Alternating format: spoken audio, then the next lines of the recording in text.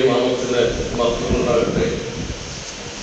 കഴിഞ്ഞ രാത്രിയിലും കർത്താവിന്റെ മാറ്റമില്ലാത്ത വചനം പ്രത്യേക പ്രവചന വിഷയങ്ങളെ ആധാരമാക്കി സംസാരിക്കാൻ എന്നെ ക്ഷണിച്ച് അവസരം നൽകിയ ഈ മീറ്റിങ്ങിൻ്റെ ഭാരവാഹികളോട് വീണ്ടും ഞാൻ നന്ദി ഓർപ്പിക്കുകയാണ്.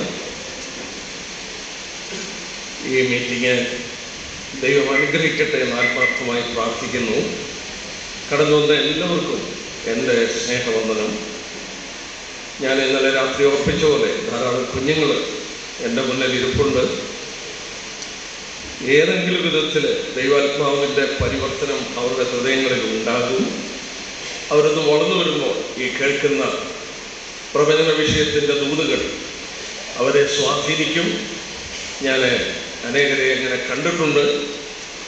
ഇന്ന് രാത്രിയിലും ആ കുഞ്ഞുങ്ങളെൻ്റെ മുന്നിലുണ്ട്. അവരെ കാണുമ്പോൾ അവർക്ക് മനസ്സിലാക്കത്തക്കവണ്ണം വളരെ ലളിതമായി ഈ പ്രവചന വിഷയങ്ങൾ എടുക്കണം എന്ന് ആത്മാർത്ഥമായി ആഗ്രഹിക്കുകയും പ്രാർത്ഥിക്കുകയും ഞാനതിന് ഒരുങ്ങുകയും ചെയ്യുകയാണ്. ഈ ഡെത്ത് ആൻഡ് ആഫ്റ്റർ ലൈഫ് എന്നുള്ള ഈ ബുക്ക് ഇംഗ്ലീഷിൽ ഞാൻ എഴുതാൻ കാരണം ഇപ്പോഴത്തെ ജനറേഷനെ ഓർത്താണ്. ഈ തലമുറ മലയാളം ഏതാണ്ട് മിക്കവാറും ആളുകൾ വായിക്കില്ല. എന്നാൽ ഇംഗ്ലീഷിൽ ഈ ബുക്ക് പ്രിൻ്റ് ചെയ്ത ശേഷം ഒരുപാട് ചെറുപ്പക്കാർ മേടിക്കുകയും ഞാൻ ഏറ്റവും കൂടുതൽ ഇത് മേടിച്ച് കണ്ടത് യാക്കോബക്കാർ. ഒരു പുല്ലൂരുള്ള ഡോക്ടർ 50 കോപ്പി എടുത്തത് ഒരു യാക്കോബക്കാർ ഡോക്ടർ. വേറൊരു യാക്കോബക്കാരൻ ഫാമിലി 20 കോപ്പി എടുത്തത്.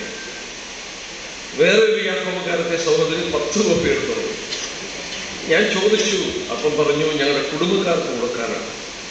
മരണത്തിൻ്റെ അപ്പുറമുള്ള ജീവിതത്തെക്കുറിച്ച് വൈകൃതമായ ഉപദേശങ്ങൾ അവർക്കുള്ളത് കൊണ്ട് ബൈബിൾ എന്ത് പറയുന്നു എന്ന സത്യം ഗ്രഹിക്കാൻ വേണ്ടി ആത്മാർത്ഥമായി ആഗ്രഹിക്കുന്നുവെന്ന് എനിക്ക് മനസ്സിലായി. ആ ഡോക്ടർ എന്നോട് പറഞ്ഞു, എൻ്റെ അടുക്കൽ വരുന്നവർക്ക് സ്നേഹിതർക്കൊക്കെ കൊടുക്കാനാണ് എന്ന് പറഞ്ഞു. ഈ ബുക്ക് നിങ്ങൾക്ക് പ്രസൻറ്റ് ചെയ്യാൻ നല്ലൊരു ബുക്കാണ്. ഒരുപാട് പേര് മലയാളം ചോദിച്ചതുകൊണ്ട് പുത്തങ്കാവ് അസംബ്ലിയിലുള്ള ഒരു ജോൺ സാറ് താൻ സ്വയമായി ഇങ്ങോട്ട് കടന്നു വന്ന് ഞാൻ ഇത് വിവർത്തനം ചെയ്തോട്ടെ എന്ന് ചോദിച്ച് അദ്ദേഹം വിവർത്തനം ഏതാണ്ട് പൂർത്തീകരിക്കുന്ന ഭാഗത്തിലേക്ക് വന്നു. ഈ മാസം പൂർത്തീകരിച്ച് കിട്ടിയാൽ മെയ് മാസത്തിൽ അതിൻ്റെ മലയാളം എഡിഷൻ പുറത്തിറക്കാം എന്ന് ആഗ്രഹിക്കുകയാണ്. ദൈവം എന്നെ കൊണ്ട് എഴുതിച്ചതാണ്. നിങ്ങൾക്ക് 1-2 കോപ്പികൾ മേടിക്കാം. എനിക്ക് മാക്സിമം വില കുറച്ച് ഞാനത് പുറകിൽ വെച്ചിട്ടുണ്ട്. ഇന്നലെ കൊണ്ടുവന്ന കോപ്പികളെല്ലാം തീർന്നു പോയെന്നാണ് മനസ്സിലാക്കിയത്. അതുകൊണ്ട് കുറേയേറെ കോപ്പി കൊണ്ടുവന്ന് പുറകിൽ വെച്ചിട്ടുണ്ട്. നിങ്ങൾ പോകുമ്പോൾ മേടിക്കാനായിട്ട് പ്രേരിതരായി തീരണമെന്ന് അപേക്ഷിക്കുന്നു. നമുക്ക് ദൈവജന ശുശ്രൂഷയിലേക്ക് മടങ്ങി വരാം. ഞാൻ ഓർപ്പിച്ചു, ഈ കുഞ്ഞുങ്ങൾ ഗ്രഹിക്കത്തക്കവണ്ണം ലളിതമായി ആനുകാലികമായ ഇന്ന് നടക്കുന്ന ഈ പ്രവചന നിവൃത്തികളുടെ സംഭവങ്ങളെ വിലയിരുത്തിക്കൊണ്ട് ഞാൻ ദൈവജനം അപഗ്രഥിക്കാനായിട്ട് പോവുകയാണ്.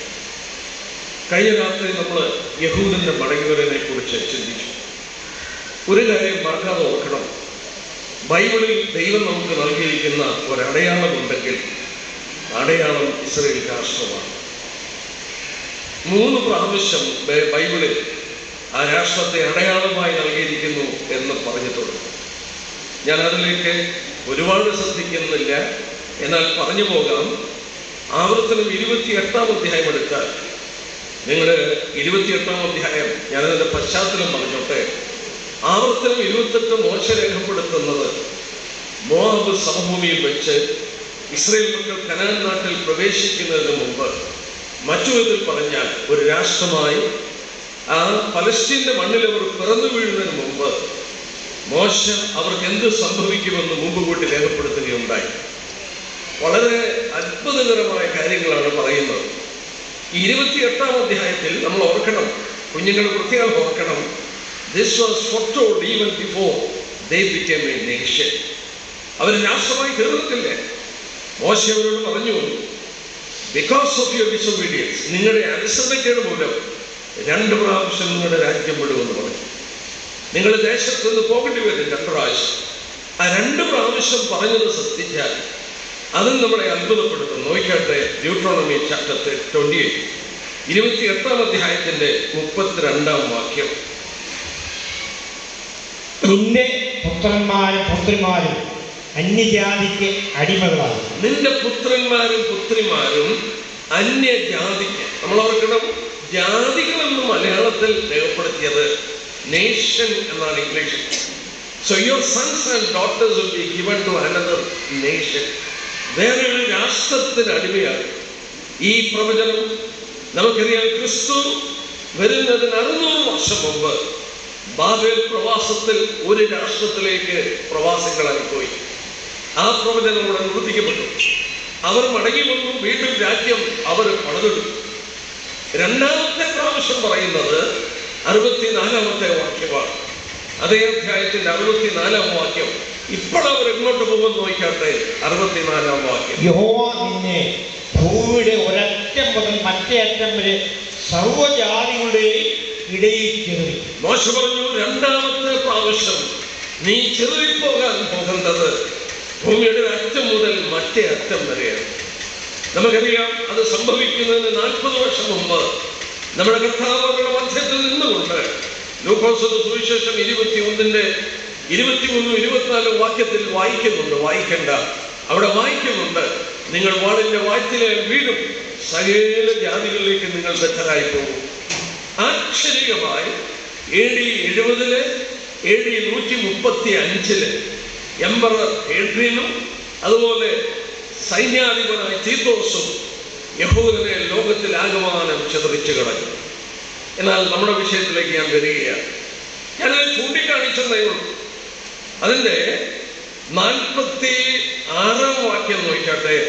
ഈ സംഭവങ്ങൾ പറഞ്ഞിട്ട് പറയുകയാണ്, 46-ാം വാക്യം, അവ ഒരടയാളവും അത്ഭുതവുമായി നിന്നോടും നിന്റെ സന്തതിയോടും എന്നേക്കും പറ്റിയിരിക്കും. This shall be a sign and a wonder. ഇതൊരു അടയാളമായിരിക്കും.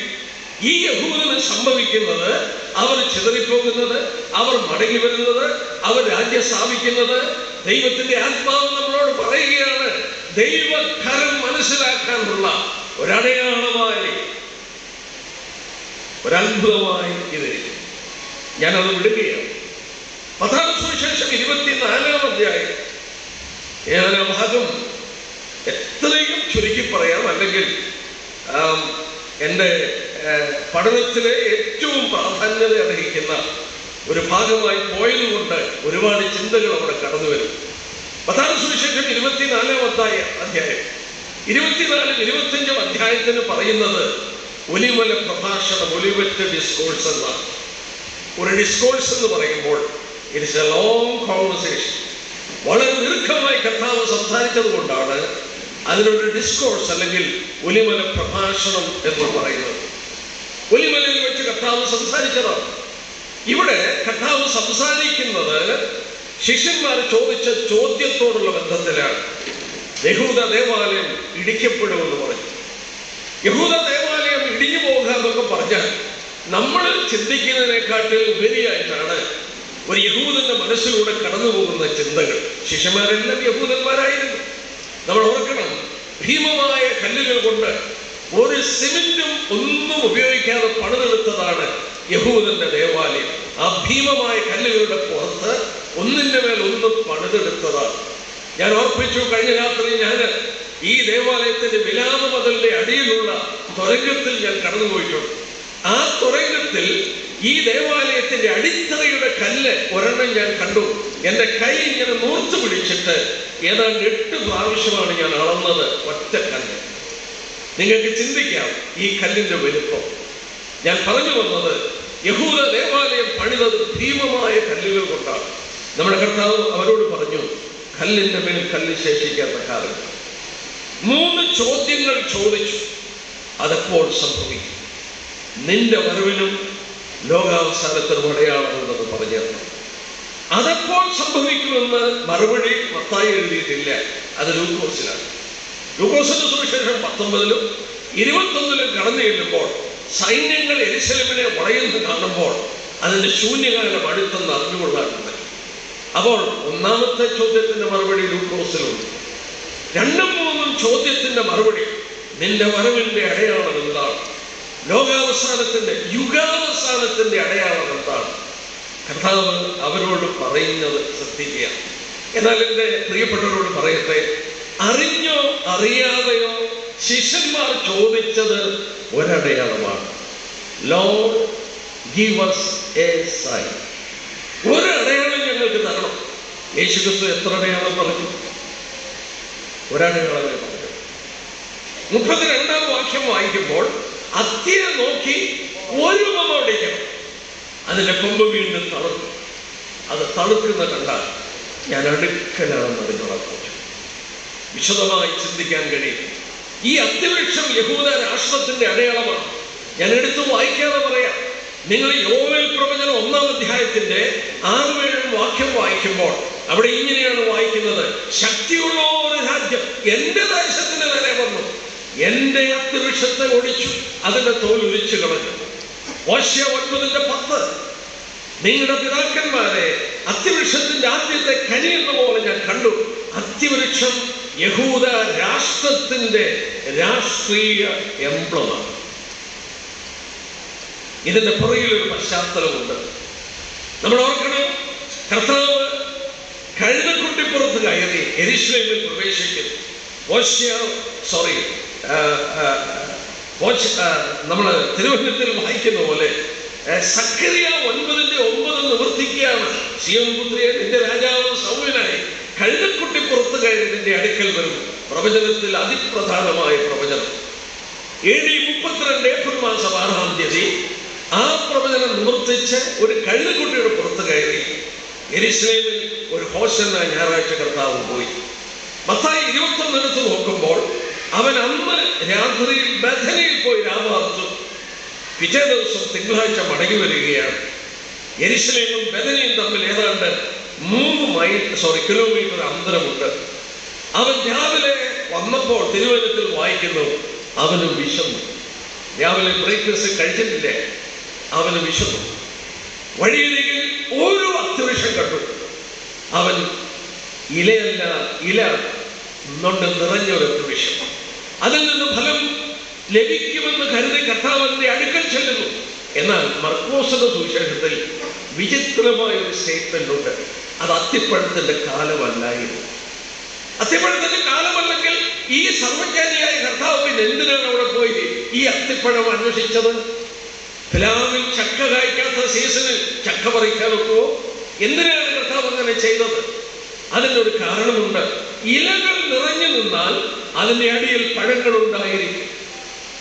ഈ അത്തിവൃക്ഷത്തിന്റെ ഇലകൾ പുറത്തു വരുമ്പോൾ അതിന്റെ ഫലവും അതിന്റെ അടിയിലുണ്ട്. ഇലയുള്ള ഒരു അത്തിവൃക്ഷം ദൂരത്ത് കണ്ടു. ഈ അത്തിവൃക്ഷത്തിൽ ഒരു ഫലവും കാണായികയാൽ അതിനെ ശപിച്ചു, ക്ഷണത്തിൽ ഉണങ്ങിപ്പോയി. മലയാളത്തിൽ നിന്ന് അല്പം വിഭിന്നമാണ് ഇംഗ്ലീഷിൽ വായിച്ചാൽ it was dried up from the roots, വേർതൊട്ട് മോളോട്ട് ഉണങ്ങിപ്പോയി. അടുത്ത ദിവസം ശിഷ്യന്മാർ ചോദിച്ചു, നിന്റെ വരവിന്റെ അടയാളം എന്താണ്? കർത്താവ് ഒരു ഉപമ പറഞ്ഞു. ഈ അത്തിവൃക്ഷം തളുക്കുന്നത് നിങ്ങൾ കാണും. അത് യഹൂദ രാഷ്ട്രമാണ്. കഴിഞ്ഞ രാത്രി നമ്മൾ ഓർത്തു, ഏതാണ്ട് 1800 വർഷം, ഏതാണ്ട് 2000 വർഷം മടങ്ങി വരുവാൻ സാധ്യമല്ലാതെ ലോകത്തിലാകമാനം ചിതറി ആശയത്തെ ഒരു ഐക്യതയില്ലാതെ കഴിഞ്ഞ ജനം ദൈവത്തിന്റെ ഇടപെടലിൽ വ്യത്യാസം വന്നു. കഴിഞ്ഞ രാത്രി നമ്മൾ ഓർത്തു, എന്തുകൊണ്ട് അവർ മടങ്ങി വന്നു? അവരുടെ പിതാക്കന്മാരുടെ സത്യം ദൈവം ചെയ്തിട്ടുണ്ട്. He made a covenant with their forefathers. That covenant is in relation to the land. I have given it as an eternal covenant. It is a blood covenant. ഈ ദേശം നിനക്ക് നിന്റെ സന്തതിക്കുമുള്ളതാണ്. ദൈവം അത് രക്ത ഉടമ്പടിയാൽ വാഗ്ദത്തം ചെയ്തതാണ്. നമ്മൾ കണ്ടു പുറപ്പാട് 6-ൽ ഈ നിയമം അവൻ ചെയ്ത നിയമം ഓർത്തപ്പോൾ ഈജിപ്തിൽ കരഞ്ഞ അടികളേറ്റ് കരഞ്ഞ യഹൂദനെ ദൈവത്തിന്റെ കരം നീട്ടിക്കൊണ്ടുവന്നതുപോലെ, പലസ്തീന്റെ മണ്ണിൽ വീണ്ടും അവരെ പാർപ്പിച്ചതുപോലെ, ആ മധ്യപൂർവ്വ ദേശത്തിന്റെ ചരിത്രം എഴുതി മാറ്റിക്കുറിച്ചതുപോലെ രണ്ടാമത്തെ പ്രാവശ്യം ലേവ്യർ 26-ൽ നമ്മൾ കണ്ടു, നിങ്ങളുടെ ആതിഥ്യത്തിന്റെ ശിക്ഷ നിങ്ങൾ അനുഭവിച്ചാൽ ഞാൻ അബ്രഹാമിനോടും ഇസഹാക്കിനോടും യാക്കോബിനോടും ചെയ്ത നിയമം ഓർക്കും. ഞാൻ ദേശത്തെ ഓർക്കും. നമ്മൾ ജീവിക്കുന്ന കാലയളവിൽ ദൈവം വീണ്ടും അത് ഓർത്തു. ദൈവം കരങ്ങൾ നീട്ടി 130 രാജ്യത്ത് നിന്ന് അവരെ വീണ്ടും 7 സ്ഥലം വാഗ്ദത്തം ചെയ്തു. ആ സ്ഥലത്ത് അവരെ മടങ്ങിയിട്ടു. ഇവിടെ നോക്കുക, അത്യവൃക്ഷം തളിർക്കുകയാണ്. ഇവിടെ നമ്മൾ കണ്ടു നിന്റെ വരവിന്റെ അടയാളം. ഒരു ഭാഗം കൂടെ ഞാൻ കാണിച്ചോട്ടെ. വെളിപ്പാട് പുസ്തകം 12-ാം അധ്യായം. അവിടെ സൂര്യനെ അടിഞ്ഞൊരു സ്ത്രീ. സ്വർഗത്തിൽ വലിയൊരടയാളം, a great miraculous sign in heaven. സ്വർഗത്തിൽ അത്ഭുതമായ ഒരു അടയാളം. എന്താണ് അടയാളം? സൂര്യനെ അണിഞ്ഞ സ്ത്രീ. ആരാണ് ഈ സ്ത്രീ? സർവഭൂമിയെയും ഇരുമ്പുകൾ കൊണ്ട് മേയ്ക്കേണ്ട ആൺകുട്ടിയെ പ്രസവിച്ചു. ഈ ആൺകുട്ടി ആരാണ്? യേശു ക്രിസ്തു. യേശു ക്രിസ്തുവിന് ജന്മം കൊടുത്തു ഇസ്രായേൽ രാഷ്ട്രം. നമ്മുടെ യെശയ്യാവ് 9:6 വായിക്കുന്നുണ്ട്, നമുക്കൊരു ശിശു നൽകപ്പെട്ടു. Unto us a son is given. ഒരു രാഷ്ട്രം എന്ന നിലയിൽ വീണ്ടും നമ്മൾ റോമലേഖനം 9:5 വായിക്കുന്നുണ്ട്, ജഡപ്രകാരം ക്രിസ്തു അവരിൽ നിന്നാണ് ജനിച്ചത്. യേശു ക്രിസ്തുവിന് ജന്മം കൊടുത്ത രാജ്യം, ആ രാഷ്ട്രമാണ് ഈ സ്ത്രീ. അവളെയാണ് ഇവിടെ കാണിക്കുന്നത്. മിറാക്കുലസ് സൈൻ, സ്വർഗത്തിൽ അത്ഭുതകരമായ അടയാളം. നമ്മുടെ തുടർന്നുള്ള പ്രസംഗത്തിൽ 12-ാം അധ്യായത്തിൽ വരും. അപ്പോൾ നമുക്ക് ബാക്കി കാര്യം ചിന്തിക്കാം. എന്റെ പ്രിയപ്പെട്ടവരോട് എനിക്ക് പറയാനുള്ളത്, we are living in a special time. ഞാനും നിങ്ങളും വളരെ കരുതേണ്ട ദിവസങ്ങളാണ്. പക്ഷെ കർത്താവ് ഒരു മുന്നറിയിപ്പ് നൽകി. കർത്താവ് അടയാളങ്ങൾ നൽകിയിട്ട് മുന്നറിയിപ്പ് നൽകി. നോഹയുടെ കാലം പോലെ, ലോത്തിന്റെ കാലം പോലെ മനുഷ്യപുത്രന്റെ വരവിലാകും. അവർ വിറ്റും നട്ടും വിവാഹം കഴിച്ചും കൊടുത്തും പോലും ജനപ്രളയം വന്ന് അവരെ മുടിച്ചു കളയുമ്പോഴും അവര് അറിഞ്ഞില്ല. ഈ അടയാളങ്ങളും ഈ നോഹയുടെ പ്രസംഗവും ഇന്ന് ദൈവദാസന്മാർ മുന്നറിയിപ്പ് കൊടുക്കുന്നതും ഈ വചനത്തിന്റെ നിവൃത്തിയൊക്കെ ആളുകൾ പ്രാധാന്യത കൊടുക്കാതെ വിറ്റും നട്ടും വിവാഹം കഴിച്ചും കൊടുത്തും എടുത്തും ജലപ്രളയം വന്ന് മുടിച്ചു കളഞ്ഞ പോലെ യേശു ക്രിസ്തു മധ്യാകാശത്തിൽ വന്ന് തന്റെ ജനത്തെ ചേർക്കുന്നത് അറിയില്ല. വചനത്തിൽ വായിക്കുന്നു, നിന്റെ സന്ദർശനകാലം നീ അറിയാഞ്ഞത് കൊണ്ട് നിനക്ക് ചുറ്റും ശത്രുക്കൾ വടകൂരി നിന്നെയും നിന്റെ മക്കളെയും ഞെരിക്കും. കർത്താവിന്റെ 2-ാം വരവിന്റെ ലക്ഷണങ്ങൾ നാം ഓർക്കണം. 1-ാം വരവിൽ 300 പ്രവചനങ്ങൾ നിവർത്തിച്ചുകൊണ്ടാണ് ദൈവം ഈ ഭൂമിയിൽ വന്ന് മരിച്ച് അടക്കപ്പെട്ടു കൊടുത്തത്. 300 പ്രവചനങ്ങൾ. നമ്മുടെ കർത്താവിന്റെ 2-ാം വരവിനുള്ള ബന്ധത്തിൽ ഏറ്റവും വലിയ അടയാളം ഇസ്രായേൽ രാഷ്ട്രമാണ്. നമ്മൾ കണ്ടു 3 പ്രാവശ്യം അവരെ ദൈവത്തിൽ അടയാളമായി പറഞ്ഞു. എനിക്ക് ബാക്കി എടുക്കണമെന്നുണ്ട്. നിങ്ങൾ യെശയ്യാവ് 11:12 വാക്യം നോക്കിയാൽ ദൈവം ജാതികൾക്കൊരു കൊടി ഉയർത്തി. God has raised a banner. ആ ബാനർ യഹൂദ രാജ്യമാണെന്ന് അവിടെ വീണ്ടും പറയുന്നുണ്ട്. നിങ്ങൾ യെശയ്യാവ് 11:11-12 വായിച്ചാൽ അറിയാം. വായിക്കണം. ഇവർ മടങ്ങി വന്നിരിക്കുന്ന ദൈവത്തിന്റെ കരമാണ്. ഞാൻ ഒരു വാക്യം കൂടെ വായിച്ച് ഞാൻ ആ പ്രസംഗ ഭാഗം വിടുകയാണ്. എന്നിട്ട് പുതിയ വിഷയത്തിലേക്ക് ഞാൻ കടക്കുകയാണ്. ഒരു വാക്യം യെരമ്യാ പ്രവചനം 31-ാം അധ്യായത്തിൽ നിന്ന് ഒരു വാക്യം വായിക്കണം എന്ന് എനിക്ക് പ്രേരണ തോന്നി. യെരമ്യാ chapter 31 and verses 10. അതിന്റെ 10-ാം വാക്യം നോക്കാട്ടെ.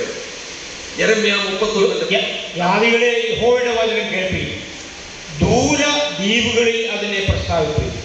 ഇസ്രായേലിനെ ചിതറിച്ചവൻ അവനെ കൂട്ടിച്ചേർത്ത് ഒരിടയിൽ തന്റെ കൂട്ടത്തെ കാക്കുന്നത് പോലെ അവനെ കാക്കും എന്ന് പറയും. ദൈവമാണ് അവരെ ചിതറിച്ചത്. ദൈവമാണ് അവരെ കൂട്ടിവരുത്തിയത്.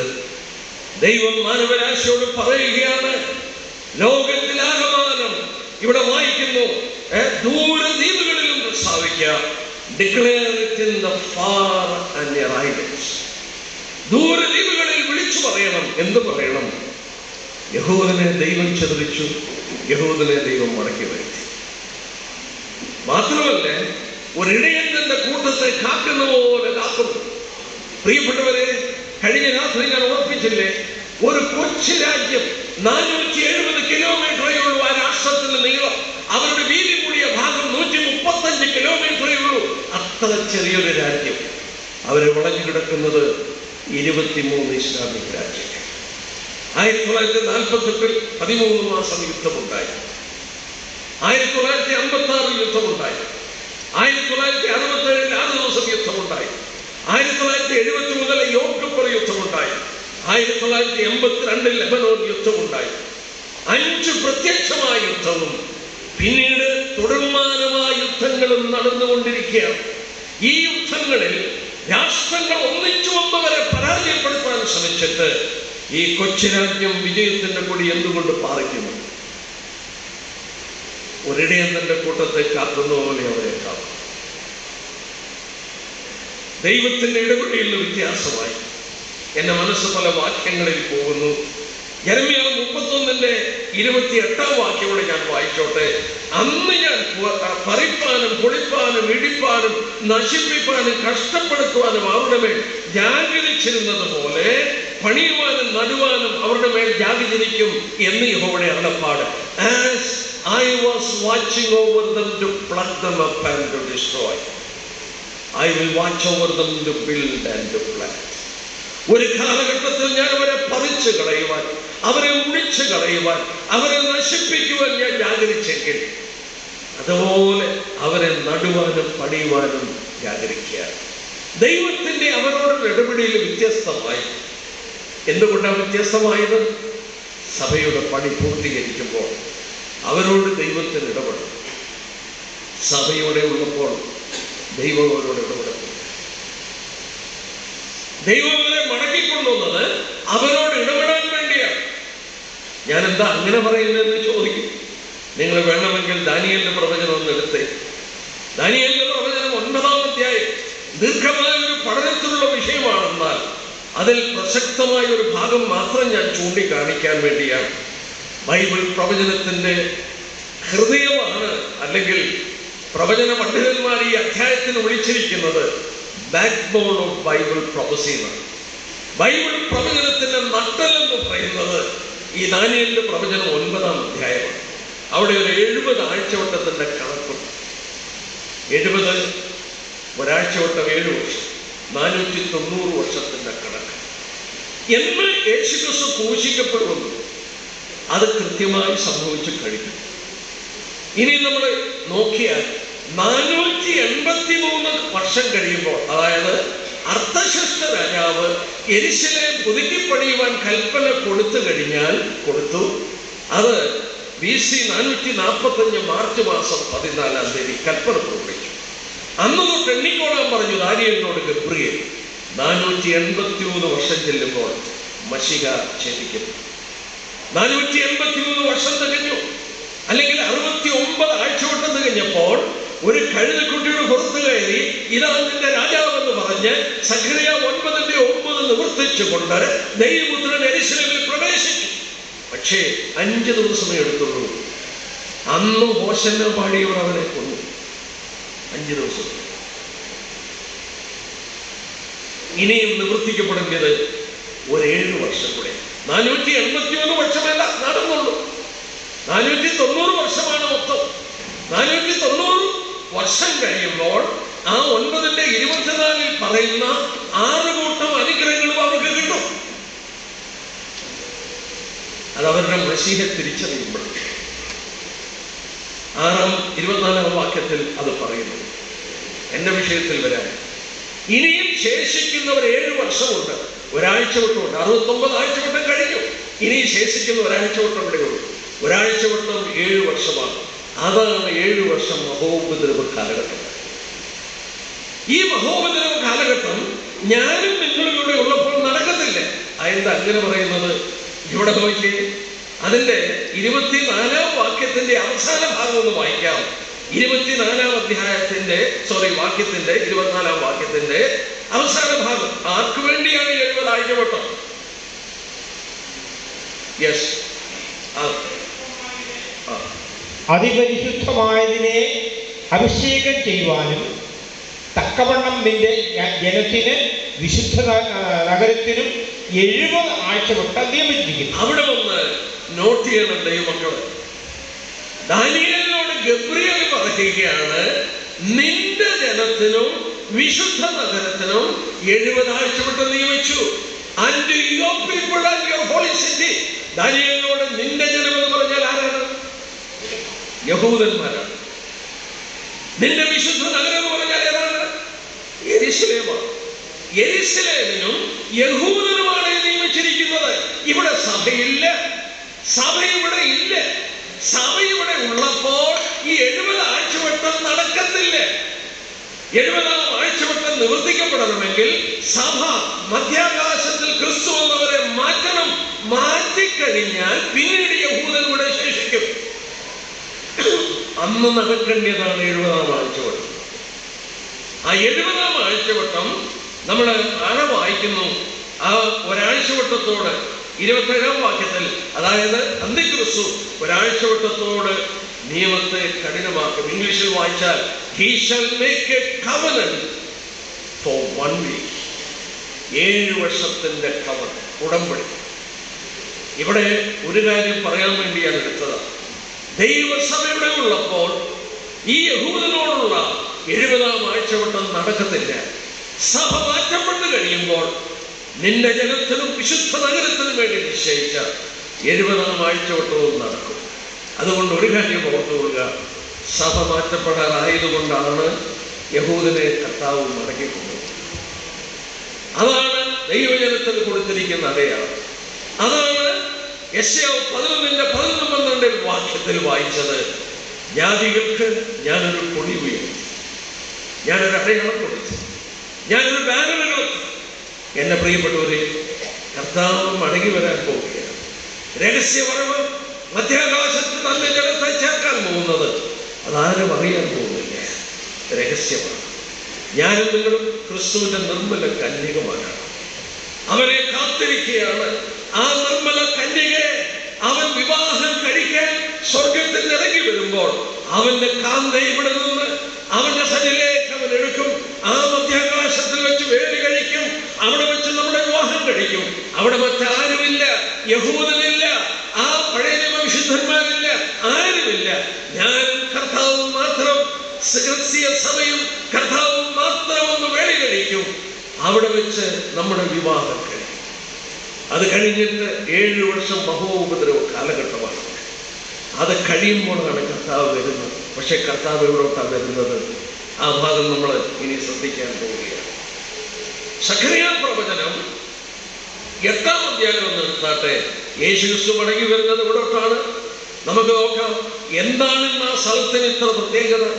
നമ്മൾ സഖറിയ പ്രവചനം 8-ാം അധ്യായം എടുക്കുമ്പോൾ അതിൻ്റെ ആദ്യത്തെ 3 വാക്യം നമുക്ക് നോക്കാം. സൈന്യങ്ങളുടെ യഹോവയുടെ അരുളപ്പാട് എനിക്കുണ്ടായതെന്നാൽ, സൈന്യങ്ങളുടെ യഹോവ ഇപ്രകാരം അരുളി ചെയ്യുന്നു, ഞാൻ മഹാതീഷ്ണതയോടെ സിയോന് വേണ്ടി എരിയുന്നു, ഞാൻ അതിനു വേണ്ടി മഹാക്രോധത്തോടെ എരിയും. യഹോവ ഇപ്രകാരം അരുളി ചെയ്യുന്നു, ഞാൻ സിയോനിലേക്ക് മടങ്ങി വന്ന് യെരൂശലേമിന്റെ മധ്യേ വസിക്കും. കണ്ടോ?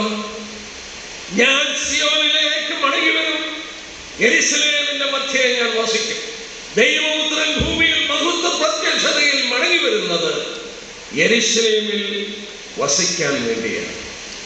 അവിടെ വായിക്കുന്നുണ്ട്, യെരൂശലേമിന് സത്യനഗരമെന്നും സൈന്യങ്ങളുടെ യഹോവയുടെ പർവ്വതത്തിന് വിശുദ്ധ പർവ്വതം എന്നും പേർ പറയും. നിങ്ങളൊന്ന് ആലോചിച്ച് നോക്കി.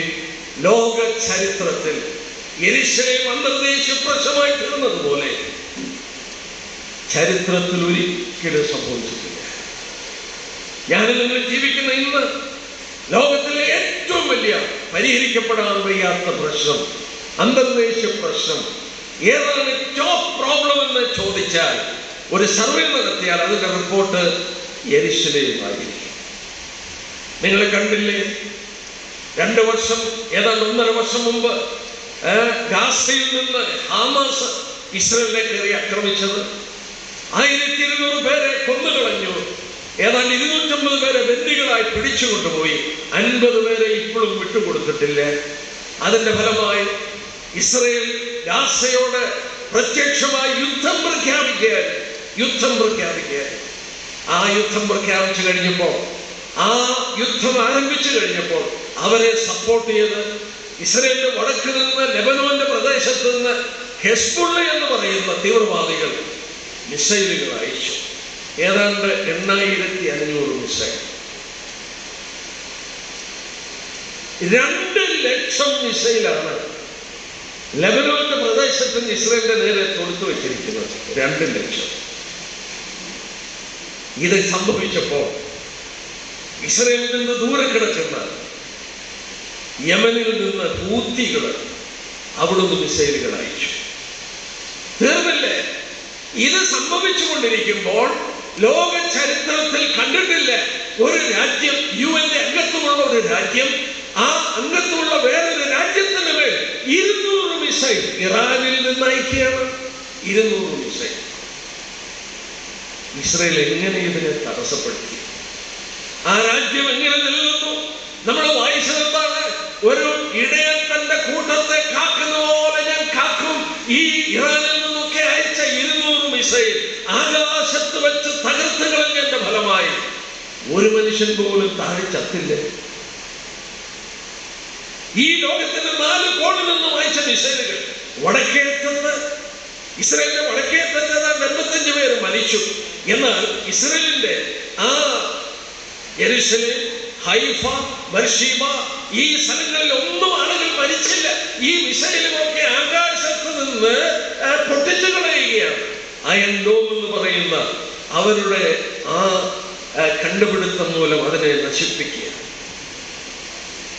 ഞാനൊരു കാര്യം ചോദിച്ചോട്ടെ, എന്തിനാണ് ഈ പ്രശ്നം ഇത്രയും? പുടിൻ അന്ന് പറഞ്ഞത്, ഈ പ്രശ്നം ഉണ്ടായി കഴിഞ്ഞപ്പോൾ പുടിൻ, റഷ്യയുടെ പ്രസിഡന്റ് പറഞ്ഞത് ഞാൻ എഴുതി വെച്ചു. അദ്ദേഹം പറഞ്ഞു, ഇതിനെല്ലാം കാരണം UN 2016 ഒരു തീരുമാനമെടുത്തു. ആ തീരുമാനം ഇംപ്ലിമെന്റ് ചെയ്യാത്തതാണ്. ഈ ബോംബിംഗ് ആരംഭിച്ചു കഴിഞ്ഞ് മുസ്ലിം രാജ്യങ്ങളും യൂറോപ്യൻ രാജ്യങ്ങളും ഒന്നിച്ചുകൂടി ഏതാണ്ട് 27 അംഗങ്ങളുള്ള യൂറോപ്യൻ യൂണിയനും 56 അംഗങ്ങളുള്ള ഇസ്ലാമിക് രാജ്യങ്ങളും ഒന്നിച്ചു ചേർന്ന് അവരും ഇത് തന്നെ പറഞ്ഞു, UN ഡിസിഷൻ, തീരുമാനം പ്രാബല്യത്തിൽ കൊണ്ടുവരാം. എന്താ UN ഡിസിഷൻ? UN ഒരു തീരുമാനമെടുത്തു. ആ തീരുമാനം എന്താണെന്ന് ചോദിച്ചാൽ, ഇസ്രയേലിന്റെ കൈകളിൽ 67 അവർ പിടിച്ചെടുത്ത സ്ഥലങ്ങളുണ്ട്. ആ സ്ഥലങ്ങൾ ഏതൊക്കെയാണ്? West bank. എൻ്റെ കയ്യിൽ ഒരു മാപ്പ് ഉണ്ടായിരുന്നെങ്കിൽ ഞാൻ കാണിച്ചത്. ആ ഇസ്രയേൽ എന്ന് പറയുന്ന രാജ്യത്തിന്റെ ഏറ്റവും ഹൃദയഭാഗത്ത് കിടക്കുന്ന പറങ്കണ്ടി തിരിച്ചു വെച്ച ഷേപ്പിൽ ഒരു സ്ഥലമുണ്ട്. അതിന്റെ പേരാണ് വെസ്റ്റ് ബാങ്ക്. വെസ്റ്റ് ബാങ്ക് എന്നുള്ള പേര് കൊടുത്തത് ബ്രിട്ടീഷുകാരാണ്. ആ സ്ഥലത്തിന്റെ വേദപുസ്തക പേര് തന്നെ ജൂഡിയ ശമരിയ പ്രദേശം. ഈ വെസ്റ്റ് ബാങ്കിന്റെ തെക്ക് ഭാഗം ജൂഡിയ, അതിന്റെ വടക്ക് ഭാഗം ശമരിയ. ഈ ജൂഡിയ ശമരിയ എന്ന് പറയുന്ന സ്ഥലമാണ് നമ്മൾ വെസ്റ്റ് ബാങ്ക് എന്ന് പറയുന്നത്. ആ സ്ഥലം വിട്ടുകൊടുക്കണം. ആ സ്ഥലം വിട്ടുകൊടുത്താൽ നിങ്ങൾ ഒരു കാര്യം ഓർത്തെ, ഇസ്രയേലിന്റെ ചുറ്റും ശത്രുക്കൾ, ഇസ്രയേലിന്റെ അകത്ത് പിന്നീട് ഏതാണ്ട് 5 കിലോമീറ്റർ എണ്ണയുള്ളൂ കടലിൽ നിന്ന് ഇസ്രയേലിന്റെ ഈ കരയുടെ അകൽച്ച. ശത്രു ഇസ്രയേലിന്റെ അകത്തും ഇസ്രയേലിന്റെ പുറത്തും. ഇസ്രയേൽ എന്താണ് വിട്ടുകൊടുക്കാത്തതെന്ന് മനസ്സിലായില്ലേ? ഈ സ്ഥലത്തിന് വേണ്ടി 3ാമത്തെ ലോകമയുദ്ധം ദൈവവചനത്തിൽ രേഖപ്പെടുത്തിയതനുസരിച്ച് 3rd വേൾഡ് വാർ ഫ്ലെയർ ചെയ്യാൻ പോകുന്നത് ഈ സ്ഥലത്തിന് വേണ്ടിയാണ്. എന്നാൽ മറുഭാഗം ഒന്ന് ഞാൻ പറയട്ടെ, ഇന്ന് ഈ യെരുശലേം എന്ന് പറയുന്നത് ലോകത്തിലെ ഏറ്റവും വലിയ രാഷ്ട്രീയ പ്രശ്നമായി മാറിയതിന്റെ കാരണം എന്താണ്? എന്തിനാണ് ഈ പ്രശ്നം ഇത്ര രൂക്ഷമായിരിക്കുന്നത്? ഇതിനു മുമ്പ് യെരുശലേം 25 അധികാരികൾ കൈമാറി ഭരിച്ചിട്ടുണ്ട്. ബ്രിട്ടീഷുകാർ ഭരിച്ചു, അറബികൾ ഭരിച്ചു, തുർക്കികൾ ഭരിച്ചു, ബൈസന്റൈൻ അതായത് ക്രിസ്ത്യാനികൾ ഭരിച്ചു. ഇങ്ങനെ മാറി 25 അധികാരികൾ ഇത് മാറി ഭരിച്ചു. അന്നൊന്നും ഇതൊരു പ്രശ്നമല്ലല്ലോ. എന്താ ഇപ്പം പ്രശ്നം? 1967 യുദ്ധം, ഇസ്രയേൽ ഒരു രാജ്യമായിരിക്കാൻ അവരെ തുടച്ചു കളയണമെന്ന് പറഞ്ഞ് UAE പ്രസിഡന്റ് അബ്ദുൽ നാസറിന്റെ നേതൃത്വത്തിൽ അറബി രാജ്യങ്ങൾ ഒന്നിച്ചുകൂടി. ആ യുദ്ധത്തെ കുറിച്ച് ഞാൻ വിശദീകരിക്കുന്നില്ല. ഇസ്രയേൽ തന്നെ വിചാരിച്ചു, ഞങ്ങളൊരു രാജ്യമായി ഇനി ശേഷിക്കില്ല. ഒരു രാജ്യത്തിന്റെ മുഴുവൻ കരഭൂമി ശത്രുക്കൾ വന്ന് വളഞ്ഞു. സിറിയയുടെ ഈജിപ്തിന്റെ 80,000 പടയാളികൾ അവരുടെ തെക്ക് ഭാഗത്ത്, സിറിയയുടെ 40,000 പടയാളികൾ വടക്ക് ഭാഗത്ത്, ജോർദാന്റെ 40,000 പടയാളികൾ കിഴക്ക് ഭാഗത്ത്, സൗദി അറേബ്യയുടെ 25,000, ഇറാഖിന്റെ 5,000. ഇസ്രായേലിന്റെ കരഭൂമി മുഴുവൻ വളഞ്ഞു. ഒരു രാജ്യവും അവരുടെ അതിന് മുഴുവൻ ഡിഫെൻഡ് ചെയ്യാൻ നോക്കില്ല. അമേരിക്കയോട് സഹായിക്കാൻ പറഞ്ഞു, അവർ മൗനമായി. അമേരിക്ക വിയറ്റ്നാം യുദ്ധത്തിൽ ഏർപ്പെട്ടിരിക്കുകയാണ്, അവർക്ക് ഈ യുദ്ധത്തിൽ വന്ന് സഹായിക്കാൻ നോക്കിയില്ല. ഇസ്രായേലിന്റെ ക്യാബിനറ്റ് കൂടി അവരൊരു തീരുമാനമെടുത്തു. ആ തീരുമാനമാണ് 1967 6 ദിവസത്തെ യുദ്ധം. ശത്രു നമ്മളെ ആക്രമിക്കുന്നതിന് മുമ്പ് അവരുടെ പല്ലങ്ങ് പറിക്കണം. അതിന്റെ പേരാണ് പ്രീ എംപ്റ്റീവ് സ്ട്രൈക്ക്. ഇസ്രായേലിന്റെ പൈലറ്റുമാർക്ക് ഓർഡർ കിട്ടി. ഇവിടെ ഇരിക്കുന്ന ഏറിയ പങ്കാളികൾക്കും അറിയാം. ഞാൻ 1-2 സെന്റൻസുകൾ പറഞ്ഞു നിർത്തട്ടെ. ഇസ്രായേൽ പൈലറ്റ്സുകൾ ശത്രുവിന്റെ റഡാറുകൾ ഇങ്ങനെ നോക്കിയിരിക്കുകയാണ്, വിമാനങ്ങൾ വരുന്നത് കണ്ടിട്ട് വെടിവെക്കാൻ. എന്ത് ചെയ്തു?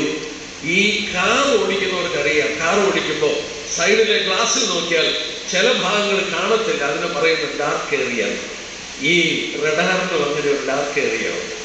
കരയിൽ നിന്നോ കടലിൽ നിന്നോ 150 അടി വരെ റഡാറിൽ കിട്ടത്തില്ല, കിട്ടേണ്ട ആവശ്യമില്ല. കാരണം ഒരു യുദ്ധവിമാനത്തിന്റെ സ്പീഡ് അറിയാമല്ലോ. യുദ്ധവിമാനങ്ങൾ ഈ ഭൂമിയിൽ നിന്ന് 150 അടി കടലെത്തി പറക്കത്തില്ല, അത് മുകളിൽ കൂടെ പറക്കത്തുള്ളൂ. പക്ഷെ ഇസ്രായേൽ പൈലറ്റുമാർ ലോകത്തിലെ അതിവിദഗ്ധന്മാരായി. ശത്രുവിന്റെ റഡാറിൽ കിട്ടുന്നത് ഞങ്ങളെ. ഇത് ജീവൻ മരണ പോരാട്ടമാണ്. അവർ മെഡിറ്ററേനിയൻ കടലിനോട് പറ്റിപ്പറഞ്ഞു. ഞാനിങ്ങനെ വായിച്ചു, അവരുടെ ചില പൈലറ്റ്സുകൾ പറഞ്ഞു, ഞങ്ങളുടെ വിമാനത്തിന്റെ ചിറകിൽ മെഡിറ്ററേനിയൻ കടലിന്റെ വെള്ളം തട്ടുന്നത് ഞങ്ങൾക്കറിയാമായിരുന്നു. അവര് കടലിനോട് പറ്റിപ്പറഞ്ഞു. ശത്രുക്കൾ കണ്ടില്ല.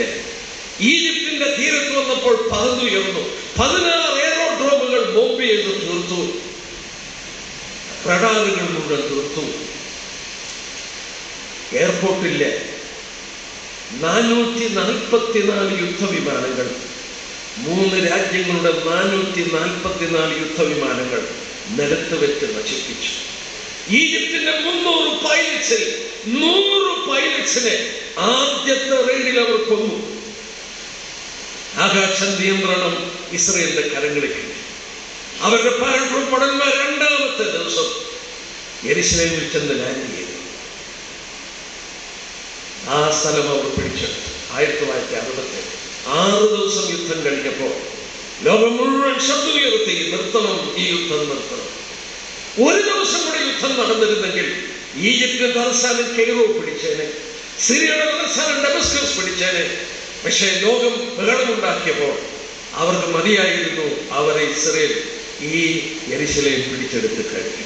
അന്ന് പിടിച്ചതാണ് വെസ്റ്റ് ബാങ്ക്. എന്നാൽ പ്രശ്നം പറയാം, 1980 ജൂലൈയിൽ ലോകത്തോട് അവർ പ്രഖ്യാപിച്ചു, യെരുശലേം is an undivided eternal capital of Israel. ഇസ്രായേലിന്റെ അവിഭാജ്യ നിത്യ തലസ്ഥാനം ഞങ്ങളിത് വിട്ടുകൊടുക്കില്ല. 1980 സെപ്റ്റംബറിൽ മൊറോക്കോ എന്ന് പറയുന്ന സ്ഥലത്ത് മുസ്ലിം രാജ്യങ്ങൾ ഒന്നിച്ചു കൂടി യെരുശലേമിനെ മോചിപ്പിക്കണം. എന്താ കാരണം? അവരെ സംബന്ധിച്ച് മെക്കയും മെദീനയും കഴിഞ്ഞാൽ 3ാമത്തെ പുണ്യഭൂമിയാണ് യെരുശലേം. ഈ യെരുശലേമിനെ മോചിപ്പിക്കുവാൻ അവര് അന്ന് സൗദിയിലെ പ്രിൻസ് പറഞ്ഞു, വിശുദ്ധ യുദ്ധം പ്രഖ്യാപിക്കും. യോബേൽ പ്രവചനം നിർത്തി എന്റെ പ്രിയപ്പെട്ടവരോട് പറയട്ടെ, ഈ വിശുദ്ധ ബൈബിളിൽ ഏതാണ്ട് 2500 വർഷം മുമ്പ് യോബേൽ പ്രവാചകനിലൂടെ സ്വർഗത്തിലെ ദൈവം പറഞ്ഞ വാക്കാണ്. നിങ്ങൾ ഈ ഭാഗമൊക്കെ ഇരുന്ന് വായിച്ചാൽ നമ്മുടെ ശരീരം രോമാഞ്ചപ്പെടും. ഞാനത് കാണിച്ചു തരാം. യോബേൽ പ്രവചനം 3-ാം അധ്യായം അതിന്റെ 9-ാം വാക്യം ഒന്ന് വായിച്ചേ. ഇത് ജാതികളുടെ ഇടയിൽ വിളിച്ചു പറയും, വിശുദ്ധ യുദ്ധത്തിന് ഒരുങ്ങിക്കൊള്ളുവിൻ. വിശുദ്ധ യുദ്ധത്തിന് ഒരുങ്ങിക്കൊള്ളുക. അറബി ഭാഷയിൽ വിശുദ്ധ യുദ്ധം എന്ന് പറഞ്ഞാൽ എന്താണ്? ജിഹാദ്. നമ്മുടെ കാതിൽ വീഴുന്ന ശബ്ദമല്ലേ? ഇതിനൊരുക്കിക്കോളാൻ പറഞ്ഞു. ഞാൻ ഇത് വായിച്ചിട്ട് ഇങ്ങനെ തന്നെയാണോ ഇതിന്റെ ഹെബ്രായ ഭാഷയിൽ നിന്ന് മനസ്സിലാക്കാൻ ഞാൻ മദ്രാസിൽ MBTയിലായിരുന്നപ്പോൾ ആ ലൈബ്രറിയിൽ നിന്ന് ബുക്കുകൾ എടുത്ത് ഒറിജിനൽ ഭാഷയുടെ ആശയം മനസ്സിലാക്കാൻ നോക്കിയപ്പോൾ ഇംഗ്ലീഷ് ബൈബിളിനെക്കാട്ടിൽ കൃത്യമായി വിവർത്തനം ചെയ്തിരിക്കുന്ന മലയാളം ബൈബിളാണ്. എബ്രായ ഭാഷയിൽ ഇവിടെ രേഖപ്പെടുത്തിയിരിക്കുന്നത് സാങ്ക്ടിഫൈങ് വാർ, ശുദ്ധീകരിക്കുന്ന യുദ്ധം. നമ്മുടെ ഭാഷ കൃത്യമാണ്. ഇനി ആരോടാണ് ഇത് പറയുന്നത്? 11ാം വാക്യം, ചുറ്റുമുള്ള സകല ജാതികളുമായുള്ളവരെ. ഈ ചുറ്റും കിടക്കുന്നത് ആരാ? യെരുശലേമിന് ചുറ്റും കിടക്കുന്ന ആരാണ്? മുസ്ലിം രാജ്യങ്ങൾ. എന്നാണ് മുസ്ലിം ആയത്? ഈ ഭാഗം രേഖപ്പെടുത്തുമ്പോൾ, ഈ യോവേൽ ഇത് രേഖപ്പെടുത്തുമ്പോൾ മുസ്ലിം എന്ന് പറയുന്ന ഒരു മതം ലോകത്തിനില്ല. ക്രിസ്തു 400 വർഷം കൂടെ കഴിഞ്ഞാണ് ഇസ്ലാം ഉണ്ടായത്. AD 635 മുഹമ്മദ് AD 622 മരിച്ചു. AD 635 പലസ്തീന്റെ ആ യെരുശലേമൊക്കെ പിടിച്ചെടുത്ത് അത് മുസ്ലിങ്ങളുടെ ഭാഗമായിട്ട് അവർ പുണ്യഭൂമിയായിട്ട് പ്രസ്താവിക്കുന്നത് AD 635-38 ലോകത്തിൽ ഇസ്ലാം ഇല്ലായിരുന്നു. അന്ന് ദൈവത്തിൽ ഏർപ്പെടുത്തിയിരിക്കുകയാണ്. അന്ന് ചുറ്റുമുള്ള രാജ്യങ്ങൾക്ക് ഇത് വിശുദ്ധ യുദ്ധം.